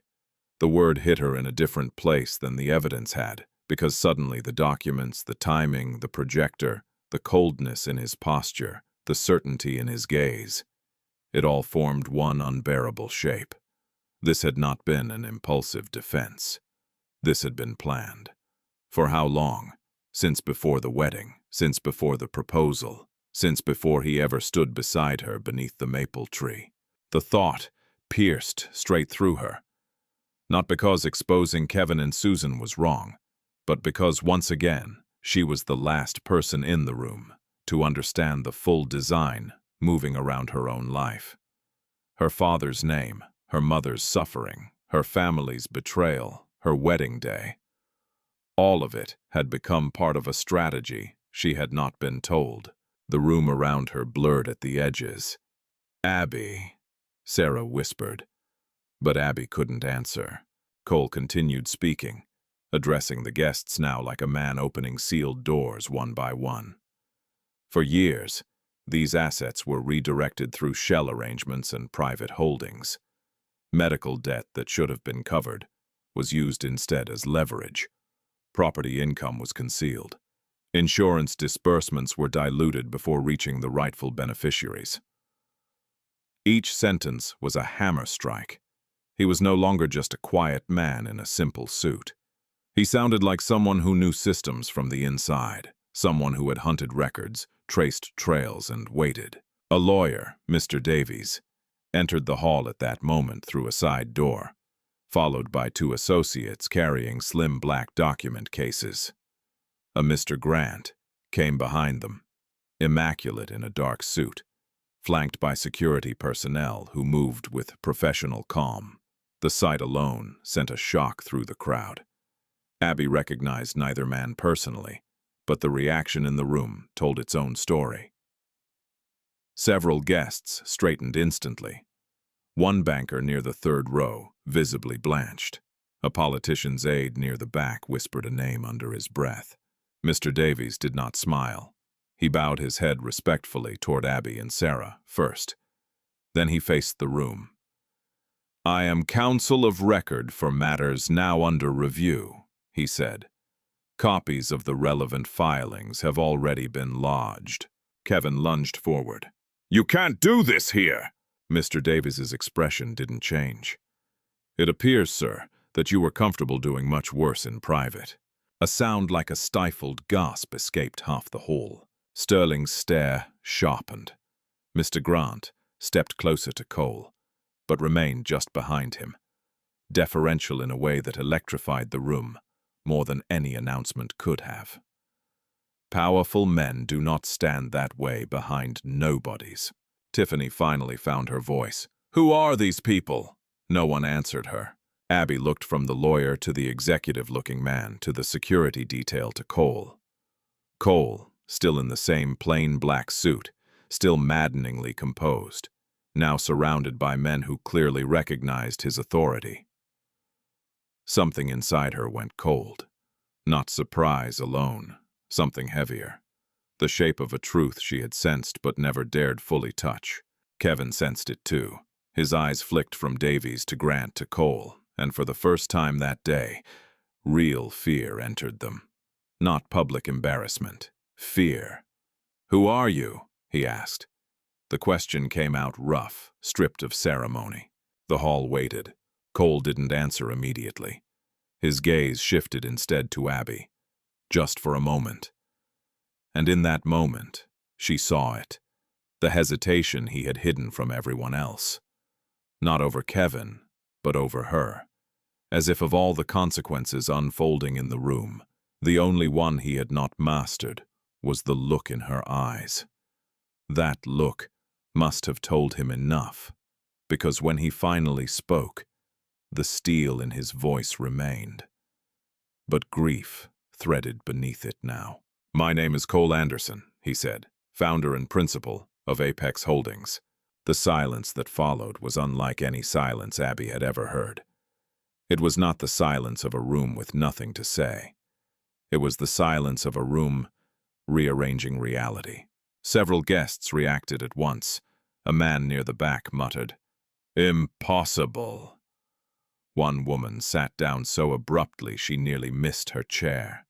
The banker in the third row shut his eyes as if something he feared had just taken human form in front of him. Apex Holdings. Even Abby, who had spent most of her life far from boardrooms and financial news, knew the name. Everyone did. It was spoken in newspapers, investment rumors, business radio shows, development deals, urban projects. A powerful, elusive empire wrapped around industries ordinary people touched, without ever seeing the hands behind them. And she had shared hospital corridors with him. Market dust, evening talks on a concrete stoop outside her apartment, plain words beneath a maple tree. Tiffany's face had gone white. "No," she whispered, then louder. "No, that's not possible." Mr. Grant answered her with brutal simplicity. "It is." The hall erupted fully then. Voices rose everywhere. Shock, disbelief, frantic questions, prayers, denials. Kevin staggered back one step. Susan gripped the edge of a chair to steady herself. Sterling's calm cracked at last. Not outwardly in panic, but in the slight tightening of his jaw, the narrowing of his eyes, the instant recognition of just how dangerous this room had become. But Abby heard almost none of it. Because she was staring at Cole, and all the noise in the world had narrowed into one unbearable fact. He had told her the truth in fragments. Never enough for her to see the whole thing. Not until now. Not until a room full of witnesses learned it with her. When he stepped toward her slowly, carefully, the rest of the hall seemed to recede. "Abby," he began. She took one step back. That hurt him. She saw it. Good. Some wounded part of her thought savagely. "Good. You knew," she said. And though her voice was not loud, it carried through the space between them like glass breaking. "All this time, you knew." His answer came quietly. "Yes." The word struck harder than if he had shouted. Abby felt the rage rise through the shock at last. Rage tangled with humiliation, gratitude, betrayal, and the sick realization that even the man who had protected her had also been watching, measuring, and withholding. Around them, the hall continued to buzz with scandal and fear and collapsing pretenses. But for Abby, the true earthquake had just begun. Because the people who had mocked her were no longer the only ones she needed answers from. The hall didn't recover after Cole revealed his name. It fractured. Voices collided in every direction. Guests stood, sat, turned, whispered, denied, demanded. Some tried to pretend they had known all along, which only made their shock look more ridiculous. Others pulled out phones in trembling hands, eager to confirm what their eyes had just seen. A few men who had laughed the loudest minutes earlier now avoided looking anywhere near Cole, as if eye contact itself might be dangerous. But at the center of that storm, Abby heard only her own breathing and Cole's silence. He had not moved again after she stepped back. That restraint mattered. It was perhaps the only wise thing left to do. Mr. Davies was speaking quietly with one of the church elders. Mr. Grant was fielding a call near the stage, his face unreadable. Kevin and Susan, meanwhile, had begun the desperate work of frightened people, lying faster than the truth could settle. "This is manipulation!" Kevin snapped to anyone who would listen. "A private family matter turned into theater!" Susan found tears from somewhere and used them immediately. "We took care of that widow for years. We carried burdens no one else wanted. And now this is how we are repaid." It was almost impressive how quickly she reached for martyrdom. Tiffany had abandoned dignity altogether. She moved between tables, gripping the arms of relatives and hissing contradictory explanations. He tricked everyone. He infiltrated the family. Abby must have known. Or maybe she didn't. I don't know. But none of this proves criminal intent. The panic in her voice betrayed her more than any document could. Sterling stayed where he was, still watching, not beaten, not broken, just assessing damage. Abby saw all of it through a haze of anger, so bright it felt cold. She looked at Cole once more, then turned away before he could speak. She walked to her mother. Sarah was seated again, trembling visibly from exhaustion and shock, one hand pressed to her chest. Leo hovered protectively at her side like a young animal ready to bite. "Mom," Abby said softly, kneeling. "Are you all right?" Sarah looked at her daughter's face, then at Cole in the distance, then back again. The sorrow in her eyes was older than the wedding, older than this day. "I don't know," she whispered. Abby took her mother's hand, and in that moment, more clearly than ever, she understood the true shape of what mattered. Not the ruined pride of the wealthy, not the gasping guests, not even the intoxicating justice of watching hypocrites collapse under exposure. What mattered was the woman before her, whose life had been bent by grief, deception, and dependence. What mattered was Leo, who had grown up too fast beneath the shadow of adult greed. What mattered was the quiet, brutal fact that pain had already taken enough from them. She stood. Something inside her had sharpened. She walked toward the stage, toward the microphone Kevin had used so easily when cruelty was entertaining. Her heels struck the polished floor with measured force. People saw her coming and moved aside instinctively. A murmur ran through the hall. Abby reached the microphone and turned to face the room. The noise dwindled, then disappeared. For the first time that day, no one knew what performance to expect from her. The humiliated bride, the furious victim, the grateful woman rescued by a rich man in disguise. Abby gave them none of those things. "My whole life," she said, and the microphone carried her voice into every glittering corner. "People have mistaken my silence for weakness." No one moved. They saw my mother's illness and thought dependence made us easy to control. They saw our poverty and assumed we would accept any humiliation for the promise of relief. They saw my love for my family and used it as a weapon against me. Kevin took one step forward. "Abby, stop this now." She looked at him. Just looked. And whatever he saw in her face made him halt. "Today," she continued, "many truths have come into the light. Some of them came from documents. Some came from your own voices, and some came from the way you laughed when you thought a man was poor." A shudder moved across the crowd. Abby let that sit. "Let me make one thing clear. I am not standing here to beg for sympathy. I am not standing here to celebrate revenge. And I am not standing here to help powerful people rebrand themselves because the room has changed." That sentence was for more than one person. Tiffany flushed. Susan stiffened. Even several guests lowered their eyes. Then Abby turned toward Cole. The hall collectively held its breath. He exposed what my family did, she said. For that, I will not pretend I feel no gratitude. My mother deserves the truth. My father's memory deserves the truth. I deserved the truth. Her voice hardened on the final line. Cole absorbed it without interruption. But gratitude is not the same as trust, Abby said, and justice is not clean when it is delivered through another secret. The words landed with a different weight than the earlier scandal. Quieter, deeper. For the first time, some of the guests seemed to understand that the richest man in the room was not walking away untouched either.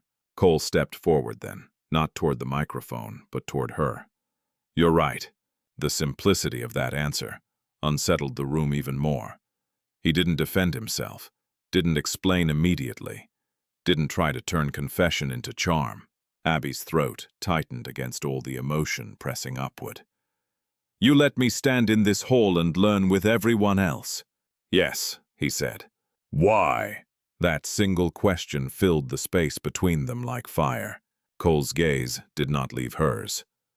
Because I thought timing would protect the evidence. Because I thought if I revealed myself too soon, they would bury everything, move assets, destroy records, disappear behind lawyers and influence. Because I told myself one final, public reckoning would end it cleanly. His jaw tightened. And because, he said more quietly now, I have lived too long in a world where truth is treated like a weapon that must be unsheathed only at the decisive moment. A few guests shifted uneasily. Mr. Davies watched without expression. Mr. Grant went still.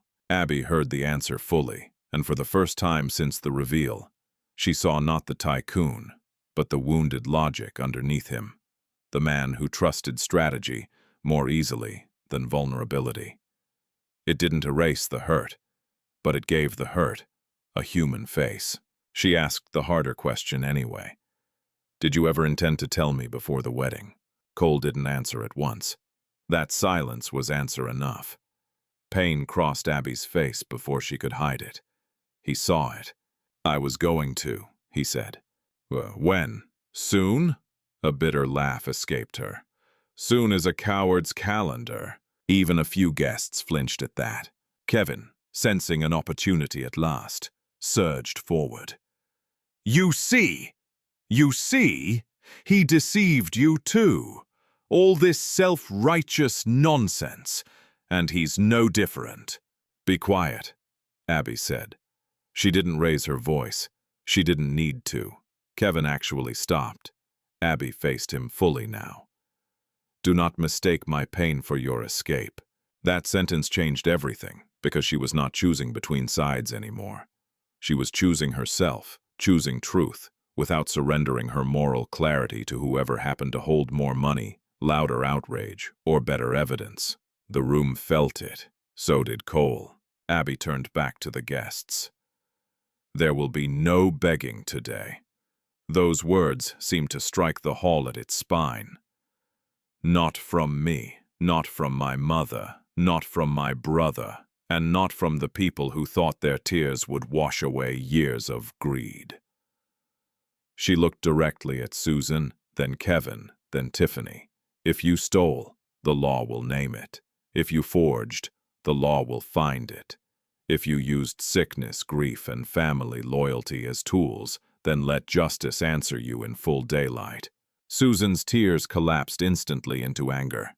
After all we did, what you did, Abby cut in, was feed on weakness and call it management. A gasp.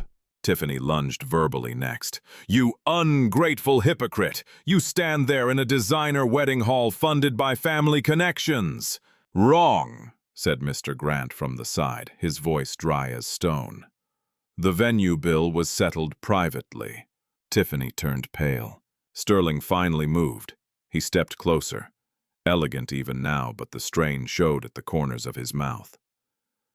All of this is impressive, he said to Cole, then shifted his attention to Abby. But be careful, Abby. Powerful men who test people rarely stop after one experiment. The warning was not false. That made it more dangerous. Abby met his gaze without blinking. And men who buy people rarely understand why they lose. Something like hatred flashed through Sterling's eyes. Real grief. Exposed. He stepped back. Not defeated morally, but checked. Abby exhaled slowly. Then she made the choice that completed the room's transformation. She removed her wedding ring. A collective sound rose from the guests. Shock, delight, confusion. They thought they understood drama. They did not. Abby looked at the ring in her palm for one long second, then closed her fingers around it.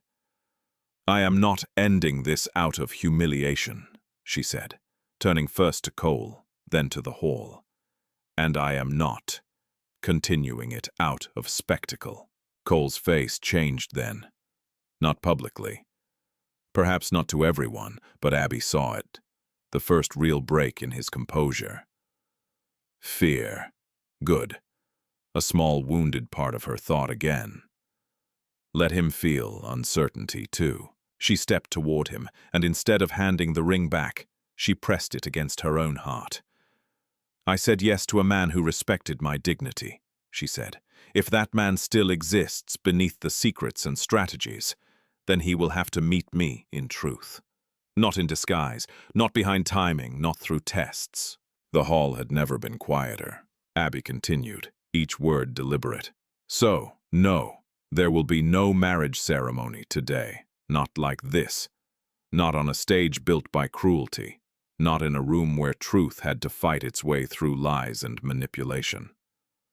The guests looked almost offended by the refusal to finish the performance for them. "Good. We leave this hall with the law handling what belongs to the law," Abby said, "and we leave the rest to honesty." She turned to her mom and Leo. "Come." Cole didn't stop her, didn't reach, didn't plead. That, too, mattered. As Abby walked down the aisle she had been meant to use for a public submission, the hall parted around her. No one laughed now, no one smirked. The wealth, the flowers, the gossip, the silks, all of it seemed smaller than the woman walking through it without asking for anyone's permission. Behind her, Kevin was shouting again, Susan protesting, Tiffany crying angrily, guests talking over one another, Mr. Davies instructing someone by phone, and Sterling vanishing quietly toward an exit before more questions could find him. But Abby didn't look back. She had spent too many years looking back. Outside, the sunlight struck her face once more, bright, hot, merciless, clean, and for the first time that day, it felt less like exposure and more like air. 3 weeks after the wedding that never happened, the city was still feeding on the story. It lived in whispers first, then headlines, then radio segments dressed as moral commentary. People told it differently, depending on what they needed from it.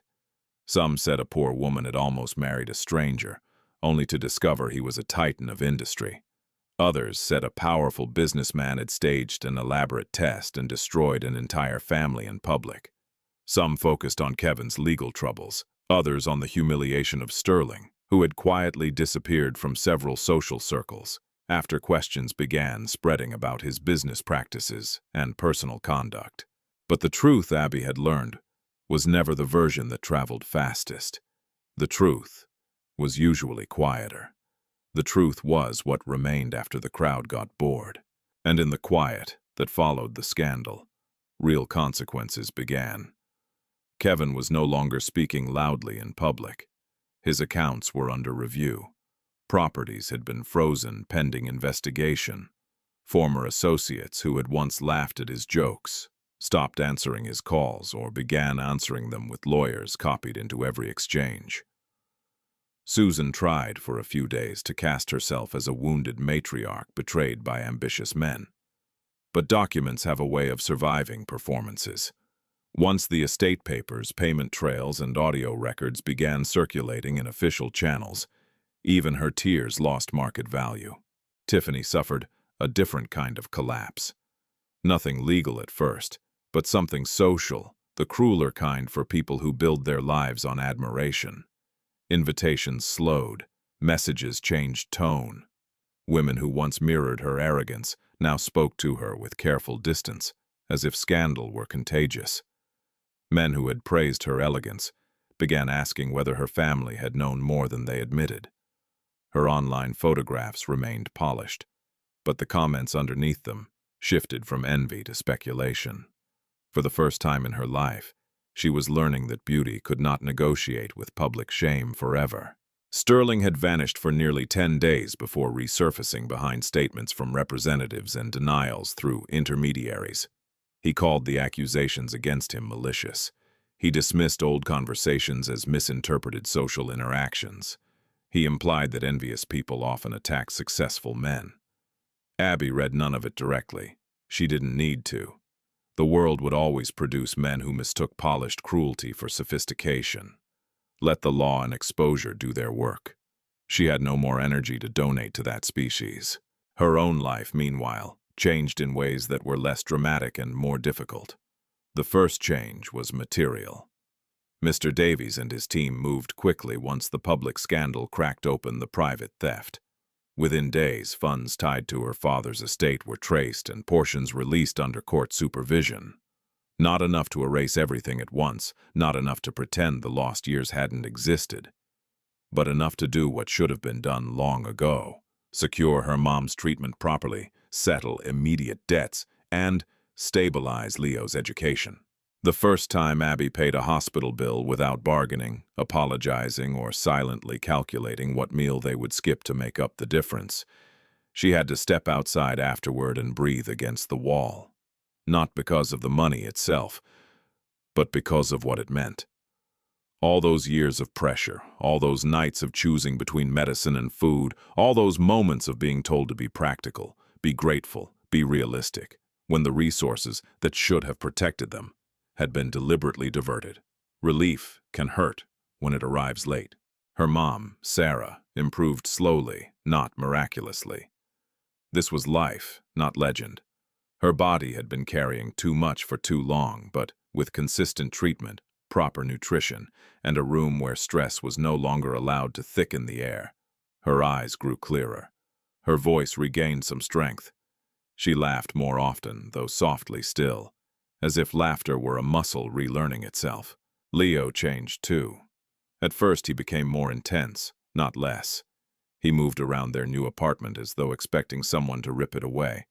He checked locks twice, read legal updates over Abby's shoulder, and asked pointed questions about account transfers, school payments, and whether powerful men truly ever lost.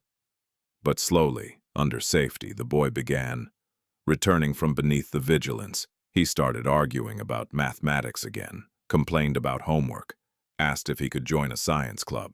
Once, when Sarah fell asleep in the afternoon light with a book on her chest, Abby saw him standing in the doorway, smiling to himself for no reason, except that peace had stopped looking temporary. The second change was harder. Cole didn't disappear. That would have been easier in some ways. Cleaner, simpler, more insulting perhaps, but easier. Instead, he did something Abby hadn't expected powerful men to do well. He waited. He arranged what needed arranging through lawyers, doctors, and administrators. But he did not use logistics as an excuse to invade her space. He didn't arrive unannounced. He didn't send gifts heavy with implication. He didn't flood her with apologies designed to hurry forgiveness. When he communicated directly, it was measured and specific. Your mother's specialist review is scheduled for Thursday at 10 a.m. Davy's office will send transport details. Leo's school fee transfer is complete. Receipts are in your email. The tenancy papers are ready for your approval. Nothing will be signed without you reading them first. That last line had made Abby sit with the phone in her hand for a long time. Nothing will be signed without you reading them first. Simple, precise. A repair attempted at the exact site of the old harm. Still, repairs are not the same as trust. Their first real conversation after the wedding happened on a Monday evening, beneath the same maple tree where he had proposed. It was Abby who chose the place. She didn't know why exactly, except that some part of her wanted the conversation to stand where the illusion had begun, and the respect had also somehow been real. Cole arrived in a dark shirt with no tie, no entourage. no visible symbol of the empire that had rearranged the room the day she learned his name fully. Without the machinery around him, he looked almost like the man from the hospital again. Almost. Abby had learned enough to know that truth doesn't disappear just because it dresses simply. For a while, neither of them spoke. Evening traffic moved in waves nearby. A street food vendor was calling to passers-by. Dust floated through the last gold light. Finally, Abby said, "I was trying to decide whether I missed you or only missed the version of you I understood." Cole absorbed that without flinching. And I realized they aren't entirely different. Something passed through his face then. Pain, maybe, or gratitude too weary to show itself completely. He looked at the road ahead. "I loved you honestly in a dishonest frame." Abby let the sentence settle. It was the truest thing he had said yet. "You should have told me," she said. "Yes. You made me feel chosen and protected, and then I discovered I had also been studied." "Yes." The repeated agreement might have sounded weak from another man. From him, it sounded like surrender to accountability. Abby turned to him. "Do you know what hurt the most?" He looked back. That you let me learn with them." "Yes," she said. "Because it meant that even in the moment meant to defend me, I was still not being trusted with my own life." That reached him. She saw it physically. His shoulders didn't collapse. He was too disciplined for that. But something in his posture acknowledged a wound he could not out-argue. "When my mother was destroyed," he said after a long pause. "It was done through appearances, timing, paperwork, and respectable lies.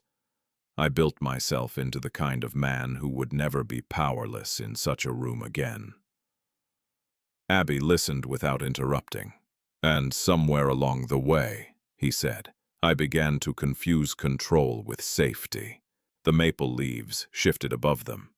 For the first time since the reveal, Abby felt something in herself unclench. Not forgiveness, not yet, but recognition. The broken logic of the wounded is still logic. It is still human. It still harms. But sometimes seeing its shape is the first crack through which healing can enter. She asked quietly, "Can you love someone without testing them?" He didn't answer immediately. When he finally did, his voice was low enough that the city noise almost swallowed it. "I want to learn how." That was not a promise of perfection. It was better. It was honest. Abby looked down at her hands, then at the ring she had kept. Not on her finger, but in her bag, carried without understanding why. She took it out now and held it between them. The metal caught the fading light. Cole's gaze dropped to it, then back to her face. He did not move. "I'm not ready to pretend everything is healed," she said. "I know. I'm not interested in grand gestures. I know. And I will never again enter a life where the truth arrives last." His answer came steady. "Then it won't." Abby held his gaze for a long moment. Then slowly, she put the ring back on her finger. Not with ceremony, not with spectacle. Just a deliberate motion in the quiet. Cole let out a breath he had probably not meant her to hear. She almost smiled. "Don't make too much of this," she said. "I won't. You probably will internally." Probably. That time, she did smile.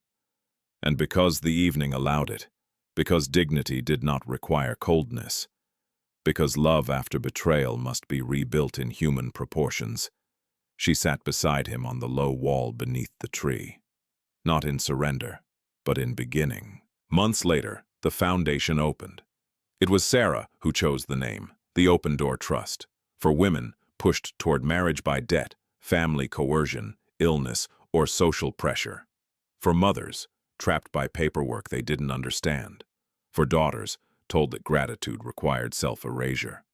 For young men like Leo, too, who needed scholarships and guidance before bitterness could shape them into replicas of the men who had harmed their families. The opening was small by the standards of Cole's world. To Abby, that made it beautiful. No ballroom, no society spectacle, no gold drapery pretending at morality. Just a bright courtyard, plastic chairs, iced tea served in ordinary cups, local women gathering with cautious curiosity, and a signboard painted in clean blue letters. Sarah sat in the shade, smiling like someone who had survived long enough to see meaning return from suffering. Leo, too, now helped arrange registration forms and corrected a printer jam with exaggerated seriousness. When it was Abby's turn to speak, she stood before the small crowd and looked at the doorway behind them. Open, sunlit, unguarded. "There are many ways to make a person beg," she said. "Sometimes with money, sometimes with shame, sometimes with family, sometimes with love offered at the price of dignity." She paused, letting the silence hold. "This place exists, so fewer women will ever have to kneel for the right to choose their own future." No one applauded immediately. Some truths are not entertainment. They must first be felt. Then Sarah began to clap softly. Leo joined her. Then the courtyard filled with sound. Later, when the guests had drifted into conversations and the light had turned warm, Cole found Abby standing near the entrance, one hand resting on the open gate. He came to stand beside her. Inside the courtyard, women were talking, children were laughing, papers rustled, someone was pouring tea. It was not a grand ending. It was better. It was a life. Cole looked at the sign once, then at her. "You were right." Abby raised an eyebrow. "About which thing?" "There have been several." A rare, real smile touched his face. "Winning isn't making people kneel." She looked back at the open courtyard. "No," he followed her gaze. "It's making sure the next woman doesn't have to." The evening breeze moved between them. No masks now, no staged reveal, no test. Just two people who had walked through power, humiliation, betrayal, justice, and choice, and had chosen at last, not revenge as an identity, but healing as a discipline. And in the golden quiet of that ordinary hard-won evening, Abby understood the final truth of her story. The people who mocked her had believed wealth was the power to make others beg. They had been wrong. Real power was building a life where dignity no longer had to. Definitely. Wow. Just wow. I'm still letting that story sink in. How about you? I'm genuinely curious how that made you feel. Let me know down in the comments. And while you're there, I would absolutely love to know where you're watching from tonight. Are you in the States, somewhere across the pond? It is so cool to see our community spanning the entire globe. With everything going on in the world, I just want to take a second and send so much love out to you and your families. I truly hope you are all staying safe and taking care of one another. You know, stories like this remind me that every single person has an incredible story of their own. If you have a wild, heartwarming, or just plain unbelievable true story you think needs to be shared, please drop it in the comments. I read them, and I'm always looking for that next amazing journey to explore with you all. If you connected with this video, a simple like would mean the world to me. And if you want to be part of this community, hit that subscribe button. We'd love to have you. Stay safe out there, and I'll see you in the next one.